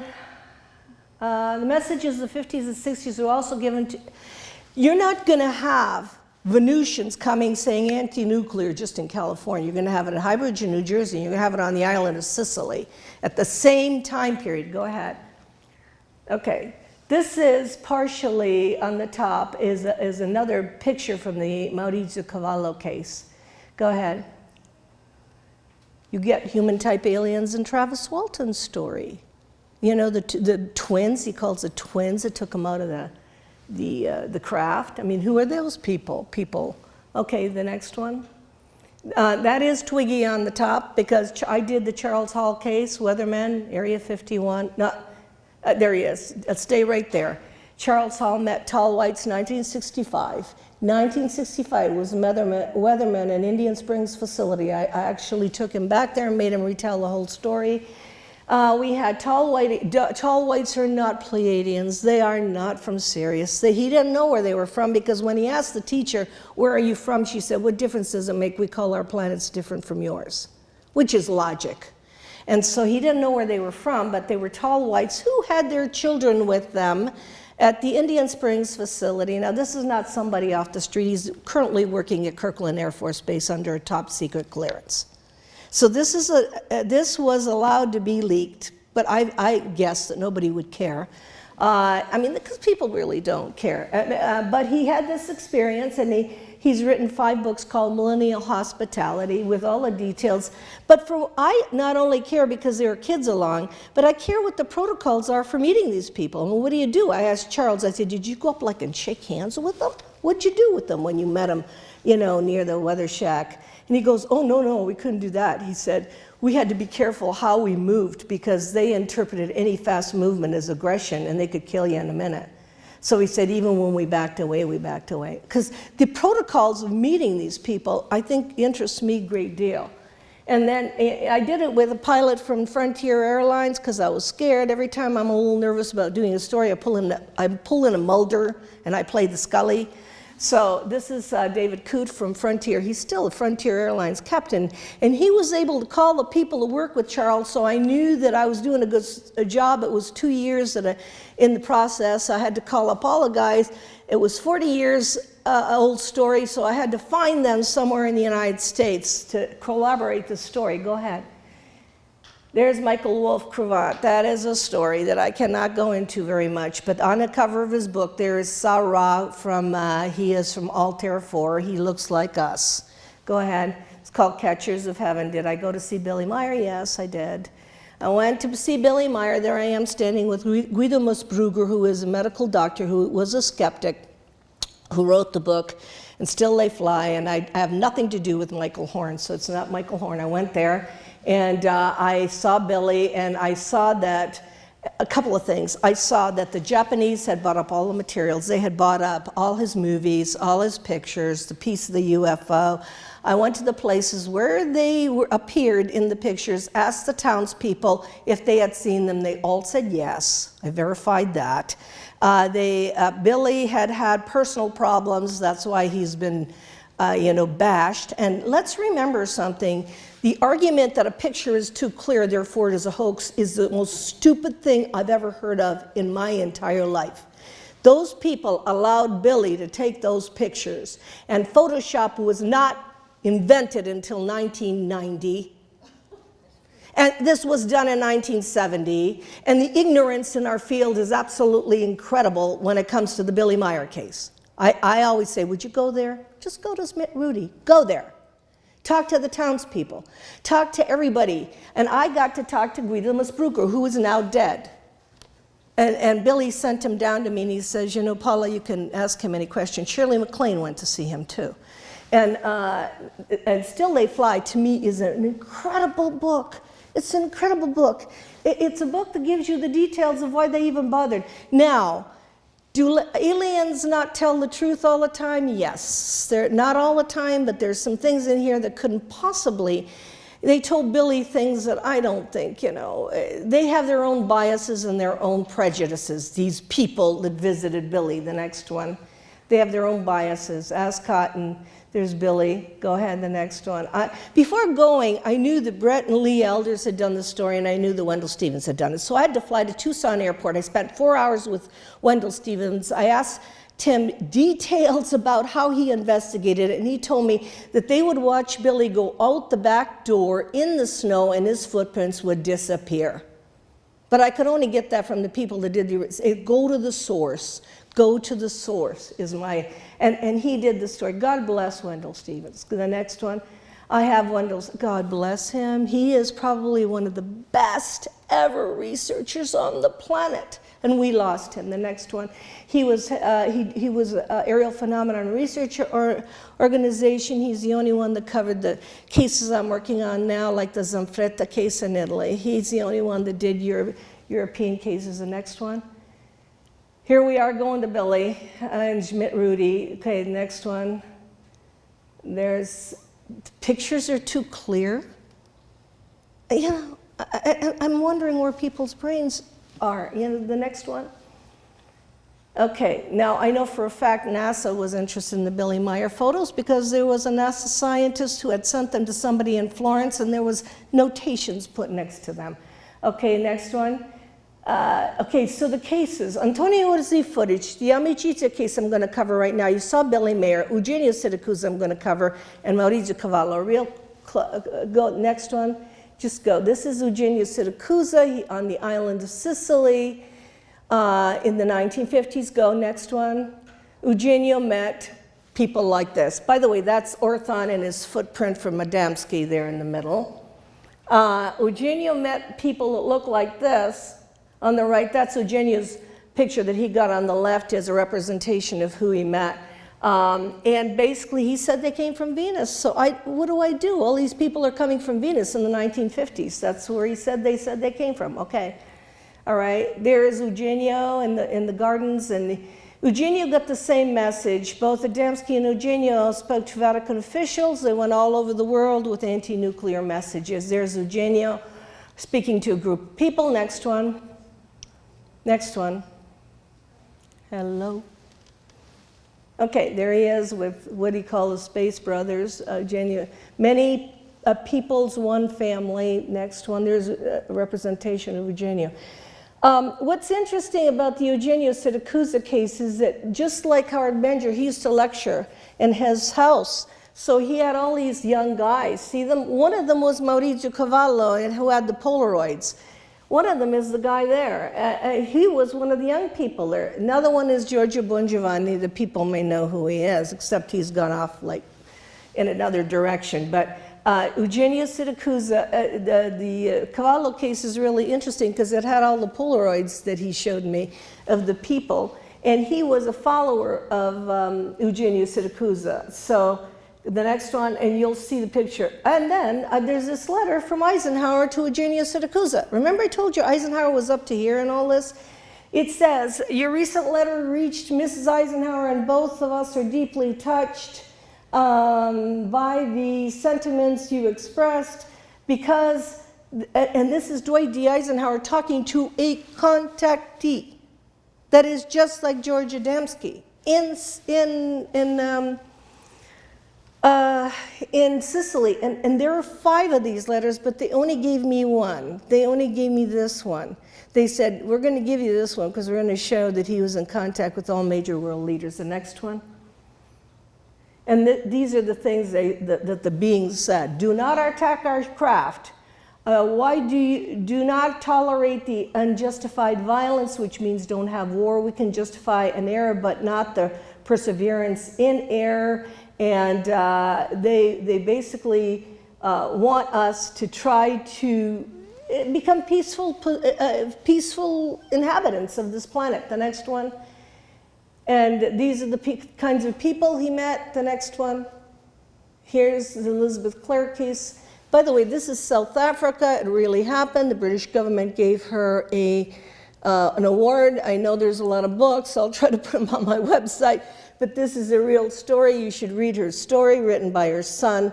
And she had a relationship with this man. The next one, a real relationship, like husband and wife relationship. And she talks about this particular, from Proxima Centauri, the next one. Those are her pictures, and Michael Hessman says are the best pictures ever. She brought back a fern from this place. There's how they live. She's drawn the cities the way they're done. There's Elizabeth Clare with the gentleman's bust that she had done. Next one. And they're trying to make a movie about her right now because it is South Africa. I mean, these human-type aliens went everywhere. Go to the next one. There's Twiggy again, because that's a representation of what Charles Hall said the tall whites were like on the Indian Springs facility. But on the right is a Maurizio Cavallo footage of one of the aliens. Doesn't she look like Grace Kelly? Doesn't she look normal? And couldn't she mix in with us? That is a Polaroid. He didn't do anything to it. He said that was one of the people aboard the ship.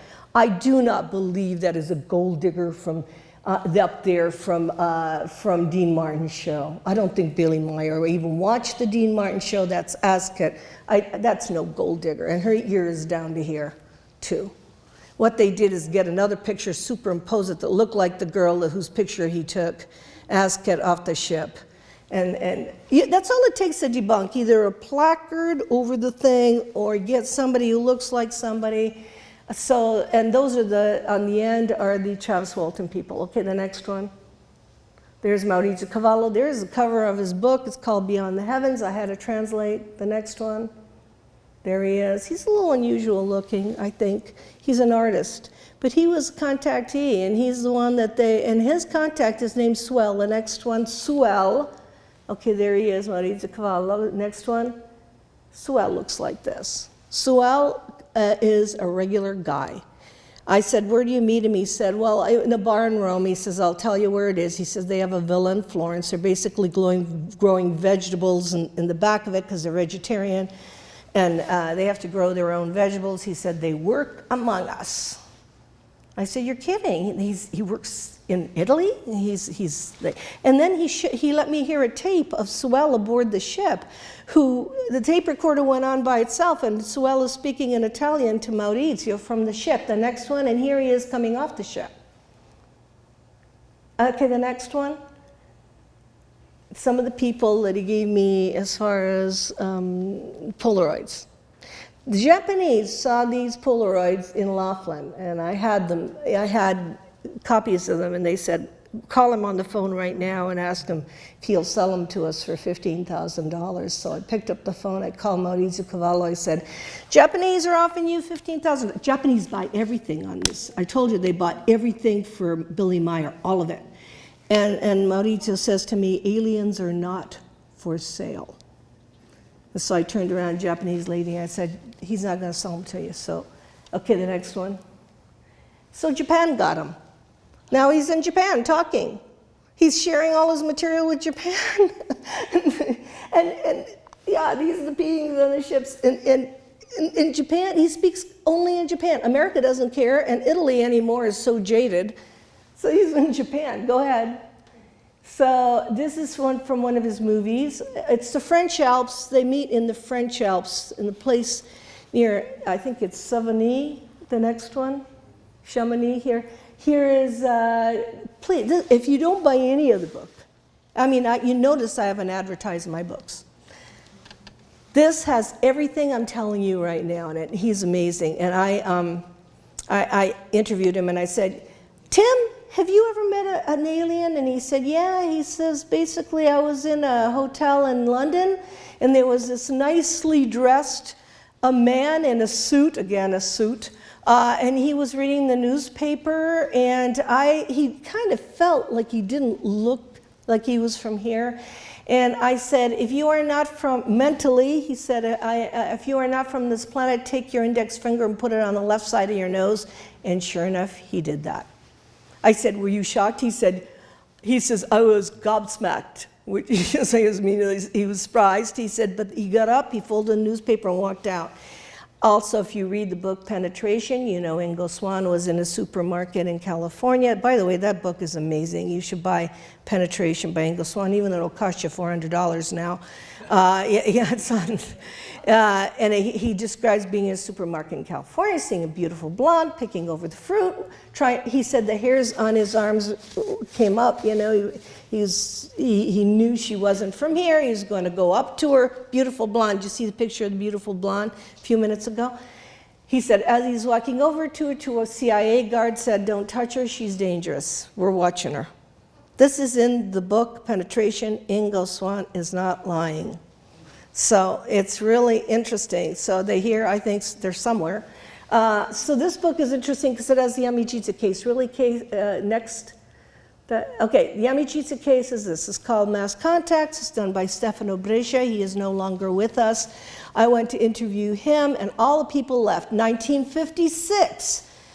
These beings, and I can't tell you where they're from because they didn't say, came to Pescara, Italy on the Adriatic coast, caused a lot of problems because they had an underwater base. Tunnels of water would come out, and the fishermen would not go out to sea. And finally, they had chosen 10 Italians, and Council of Perego was involved with this case that I had told you before. And they said, we can live among you as long as you maintain ureda. And of course, you're wondering what that is. The definition of ureda for them is harmony. And they said, it is a technology we have. The minute you start fighting among yourselves, we have to leave. Try to maintain ureda while you were here. It was a technology of harmony that they had. It was an experiment. It's called the friendship case or amicizia. It was done in Pescara. It was also done in Chile. Chile has an amicizia or friendship case. So what happened is that these people, and there's only 2 left, Gaspare de Lama, who's in his 90s, and Paolo Di Girolamo that I interviewed, did it for a little while, but then they began to fight because who saw whom and who did what with whom and why didn't you tell me? And so it lasted, this relationship lasted for about 15 years, but they used crystal radios to communicate. But the aliens were in Rocca Pia because Bruno Samachicha, who was involved with them, actually built beds for them because you're going to see how tall one is. The next one. Go to the next. Okay, there is Michael Sala. He's the only one who brought Stefano Brescia to the United States. The next one. There it is. He is on the right-hand side. That is Kenyo. He is exactly 10 feet tall. They did all the measurements with the, but he looks like human. He's just big, tall, giants, the giants. Remember the story of the giants in archaeology? And there were some that were smaller. There's the Italians with the bigger ones on the left, and there were smaller ones that were part of the W-56s, and that's what they called them, W-56, because it was 1956. I never understood that, but if you read Mass Context, there are 2 books about this case, which is a real case on the Adriatic coast. There's the UFOs coming out of the water. That's Pescara, the next one. Pescara had all kinds of problems in the 50s with UFOs coming out of the water. The next one. And there's Gaspare de Lama, who's still alive. And he's telling about his relationship with these people. And they were also vegetarians. Bruno Samachicha had to bring fruits and vegetables in large trucks. He'd park them in front of the cafe and take the driver inside, buy him a cappuccino. By the time the driver went back into the truck, it was gone. And he said, you couldn't have unloaded those trucks that fast. Well, it was teleportation. They did it fast. And so that they had, when you read it and you know the people involved, they supported this experiment. Okay, next. Okay, I'm interviewing Paolo Di Girolamo in Rome. Next. See, I can speak Italian, so I can do this because the people, it's like unnamed people to say they know this case, couldn't have possibly interviewed these people because they don't speak the language. The next one, that's their language. This is Kenyo. What do we do here? We've got an anomaly in the UFO field. He's not a gray. The next one. And here's Pescara, Italy during this time. By the way, the reason why I'm even suggesting Timothy Good's book, because I've written about it in my books, is because I love Timothy Good. I think he's the best of the best of the best as far as research. He's British. And he went also there to see and interviewed Brescia. The next one. Okay, the next one. Okay. All right, so let's go to South America and then I'll end this. So, I went to Giant Rock. I looked at the Italian cases. I tried to look at all the cases that included human-type aliens. So I heard about Sixto Paz Wells, who met in the Silica Desert of Peru with all of these people, and they would fast for a long time, and then they would camp in a circle, and they would say mantras, and they would do spiritual exercises, and then these craft would land, and the people would come off and meet Sixto Paz and all the people.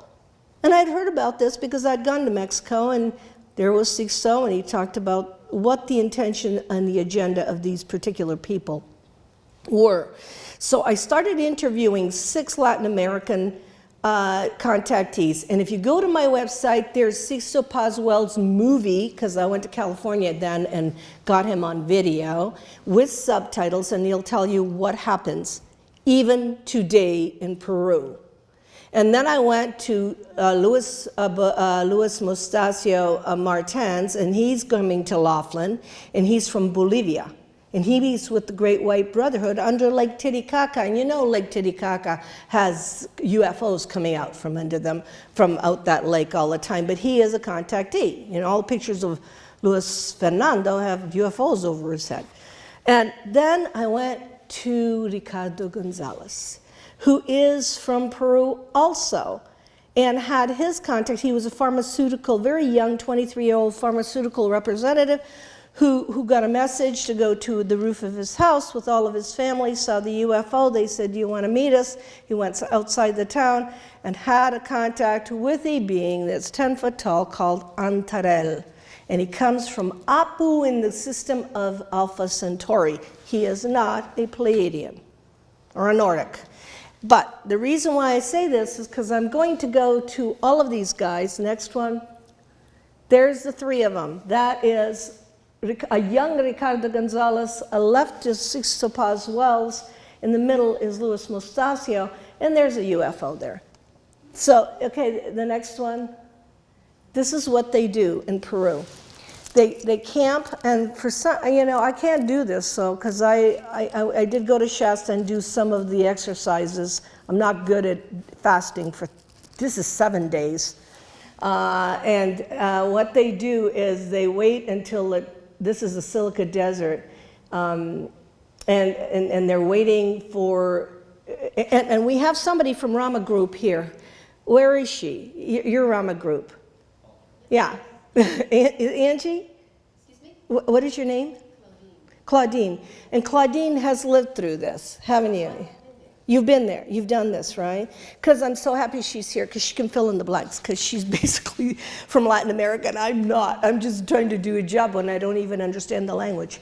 So anyway, so they do this, and the next one, I'm talking to Luis Fernando here, but I'm really not. I'm talking to him, but I have to have Giorgio Piacenza translate for me because I don't speak Spanish. So in order to do all these stories, the next one, I have to grab people. There's Luis Fernando's coming to Laughlin. The next one, Luis will tell you he's Bolivia. He's Bolivia. The next one, but this belongs to the people in Peru. This belongs to Luis. This belongs to Sixto Paz Wells and Ricardo Gonzalez. What happens is that a kind of a mist comes up that forms a dome that's called a zendra. To me, it's a porthole, and it's a common atmosphere between you and the person, the being, the alien, the ET. And you have to go in there in order to communicate with him. Sixto Paz Wells, I don't know if you can elaborate on this, even brought journalists in there. He brings regular people in there. I mean, in the Zendra. Okay, the next one. But I am mostly connected with Ricardo Gonzalez because Ricardo goes to 23 countries a year, and he talks about his encounter with Antarel, who comes from Apu, which is the figure on the bottom. And he talks about his encounters with Antarel, and basically the message is the raising of human consciousness in order to have any kind of conversation with these people. So the next one, there's me trying to talk to Ricardo. Next one, there's Ricardo and Antarel. The next one. Okay, so the next one, this is Mount Shasta. Okay, so I'm telling you really quickly. I'll run through this because it's very hard for me to do this again. When Ricardo was in Altai in Siberia, I got a message after I'd done this interview, and it said, Antarel wants you in Mount Shasta. He wants to meet you. And I thought Ricardo was crazy and silly, and you know me, I'm nuts and bolts. I can't deal with anything that's not within my reality. And I said, no, I'm not coming. There's no way I'm camping. And, it's just forget it. And then Ricardo went and gave me another message from Malaga and said, we'll take care of everything. You have to be in Mount Shasta. So I went to Mount Shasta. I camped in a one-man tent, freezing cold. I hate porta potties that I have to go in with 200 people, and they all spoke Spanish. Nobody spoke English. And my interpreter was the lady with the turban on her head. She's from Italy, and they said, we're going to glue her to you so you know what's going on. So Corina was my interpreter, so I went next. There we all are.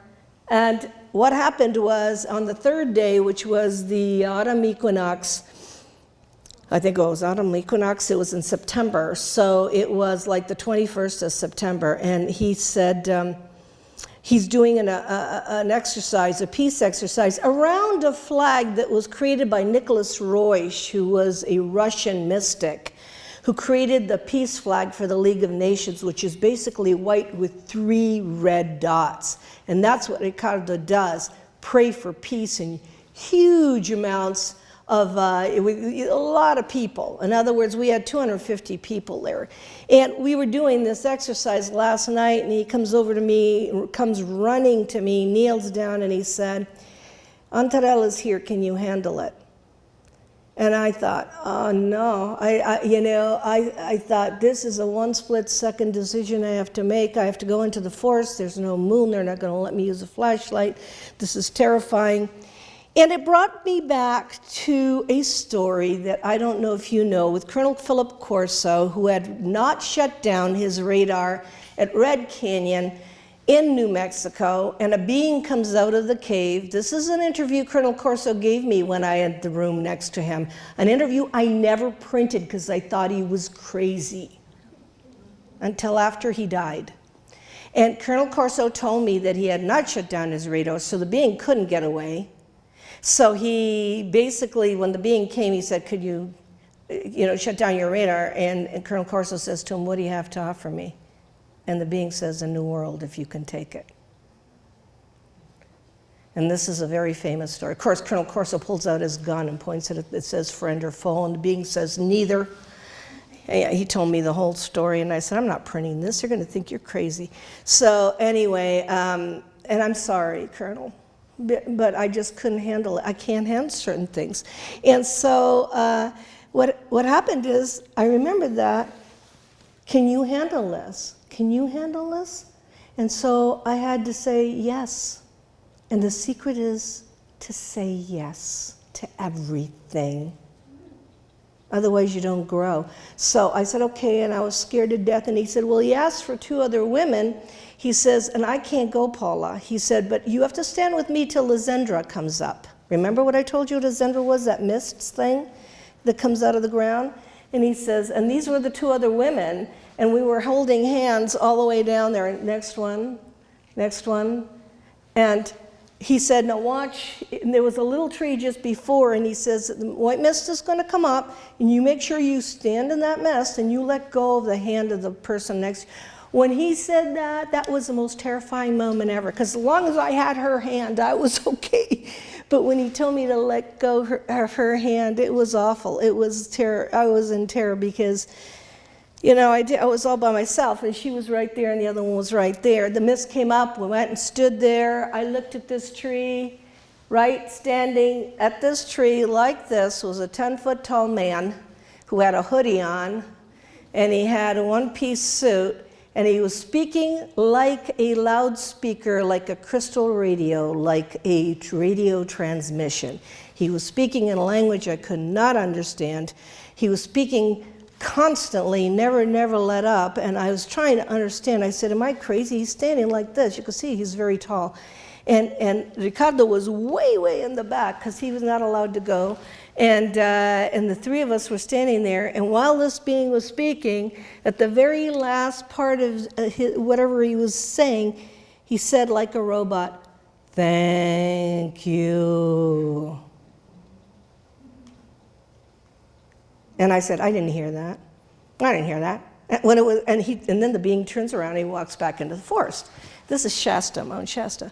So I ran over to Ricardo and I said, I think he said thank you. I think he said thank you. But I don't know if I invented that or if he really said thank you or what the story is. I said, but I didn't understand a word he said. And he says, Paula, he's speaking in Irdin. He said, those beings that come and visit us speak in a language called Irdin, I-R-D-I-N, and you didn't understand, I didn't understand. But today, Ricardo tells me that whatever he said to me has to come out because it was encoded. Even if it was in Irdin, I have it embedded in my brain. So he says, you're going to have to remember, Paula. He says, you're going to have to remember. Slowly but surely, I am remembering that what I understand is if you will lead, we will match your efforts. That's what I got. And so they got the most for their money because I'm a journalist. I'm going to write in Italian, French, you know, I'm going to write it in all different languages. So it's 1 year now. I've been talking about this in Italy and everywhere else. And basically, it's real. And this was a being. He was there. I was scared to death. The next one, and he was in this part. And I didn't know this, but before I even said yes, they had drawn me doing this because somebody who was psychic in the group even had where the tree was, had me there in the space where I was, doing what I was doing because they drew it before it happened. And the next one, and this is him. This is the guy. So this is Antarel. So, if you want more details, it's on my website. Ricardo asked me to write it. I was a mess for 3 months. I couldn't write anything. I said, I can't write anything. Don't talk to me. I don't want to talk to anybody. This is personal. And he wrote a 13-page report, which is on paolaharris.com, 13 pages, very technical about what happened. Later on, I wrote 3 pages, just saying at the bottom, you know, it was an experience. I'll never forget it. It's personal. It upset me for 3 months. And basically, Colonel Corso is right. You have to say yes. So that was it. But here's Antarel. I don't know what to say, but I mean, that to me is the real extraterrestrials. Okay, the next ones. There's Ricardo's book will come out. I'm going to help him translate this into English because it gives the reason why the Apunians are here.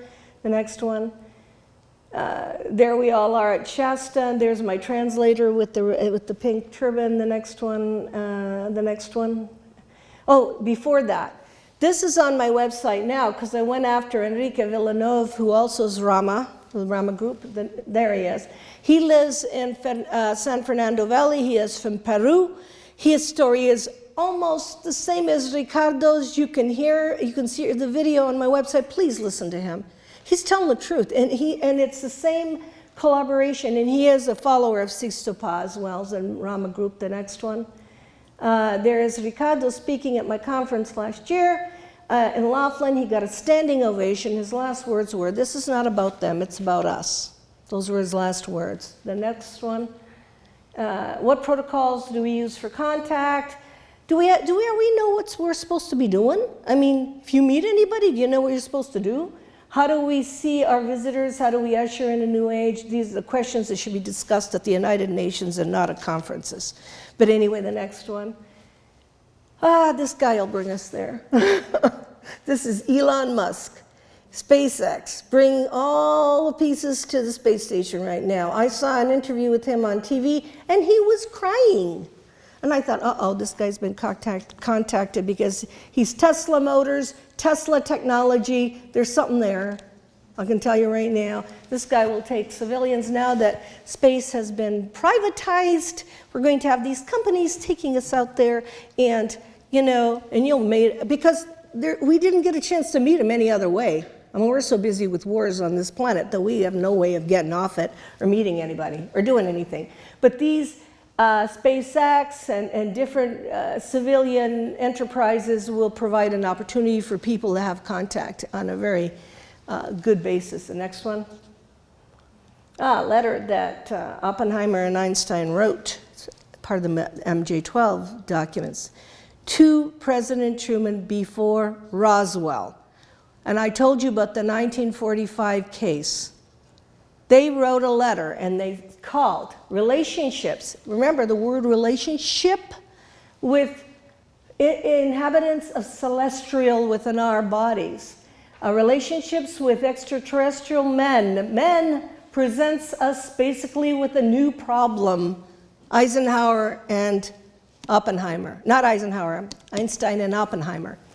And this document I'll be glad to put on my website with all the list of books so you can read it. It's a 5-page document at the end. It was meant for President Truman. It was squashed. The next one? It was squashed by Vannevar Bush. You can see Albert Einstein, Robert Oppenheimer. Because they opened a Pandora's box at Trinity and they knew that we were going to be visited. And they called them men. It's real interesting.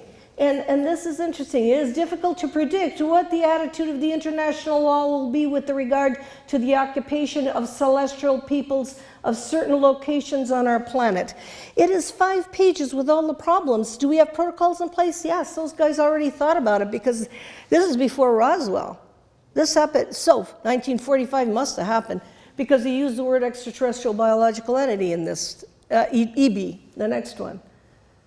The next one. This is a group that I took down. Remember I told you Jan Harzan and a group, I had to go down to the 1945 crash site in San Antonio. I took a group to pick out some samples so that we could cover this in Laughlin and bring up the 9-year-old boy because the 6-year-old died. This is how it works, you know. I've been working on this story since 2009. I talked to Remy Baca, who was up in Gig Harbor, Washington. He wouldn't let me go on the site because he wanted money.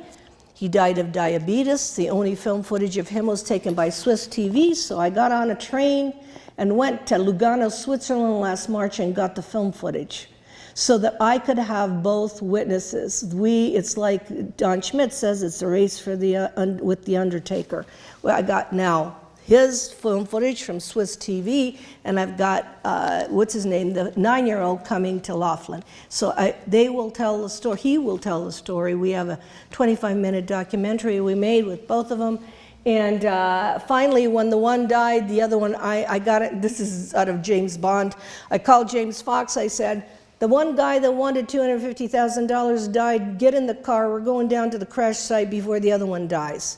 48 hours, we went down to Socorro. We knocked on the door of the other one, Jose Padilla. He said, I don't want money. I just want my children, my children's children to know what happened. I said, take us to crash site right now.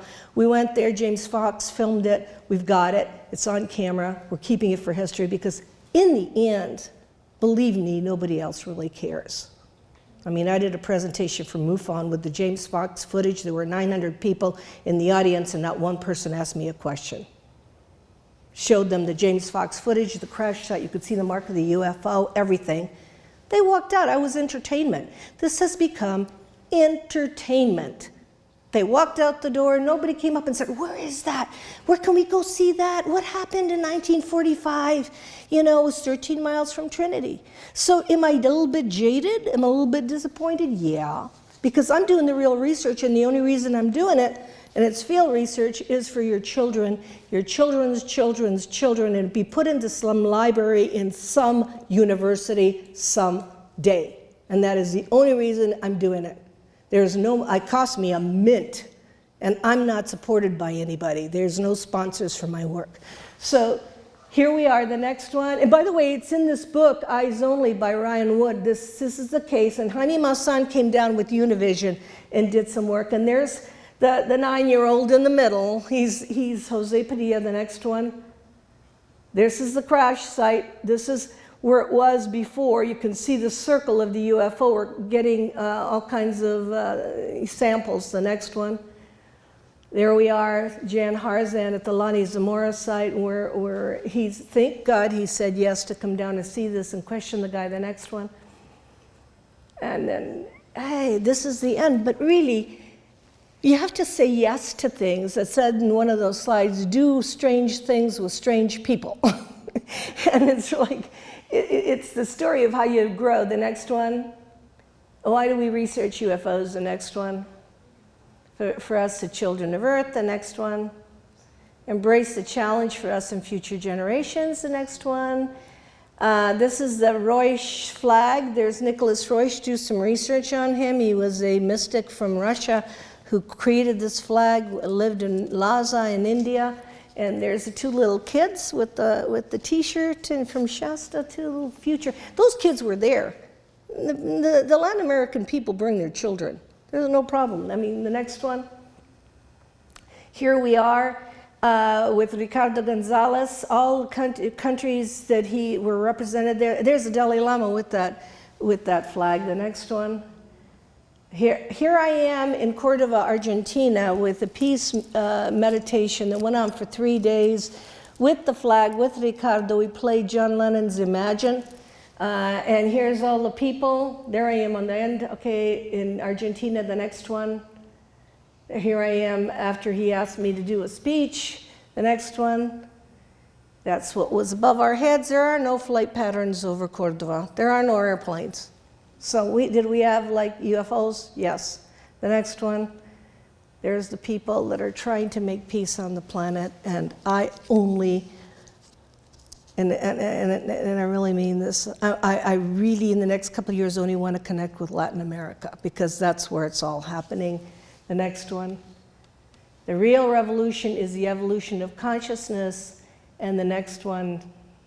There's the conference, and there's Steve Bassett, and there's Steve Bassett. So, you know, this is yeah, he's right there, except he has dark glasses on. But anyway, this is an attempt to change the face of conferences for the real reason that the ETs are here, which is the evolution of our consciousness so we can have a dialogue. You cannot talk to people who are not at peace with themselves. And when they know, and that's why, you know, I did basically the interview with Sixto Paz Wells, and he says he did transcendental meditation, and that's when he asked if he could meet these people. I go, transcendental meditation? You know, everybody should be doing that. So, and anyway, that is what I have to contribute. I hope you got some new information and some new book lists, and thank you so much for your attention.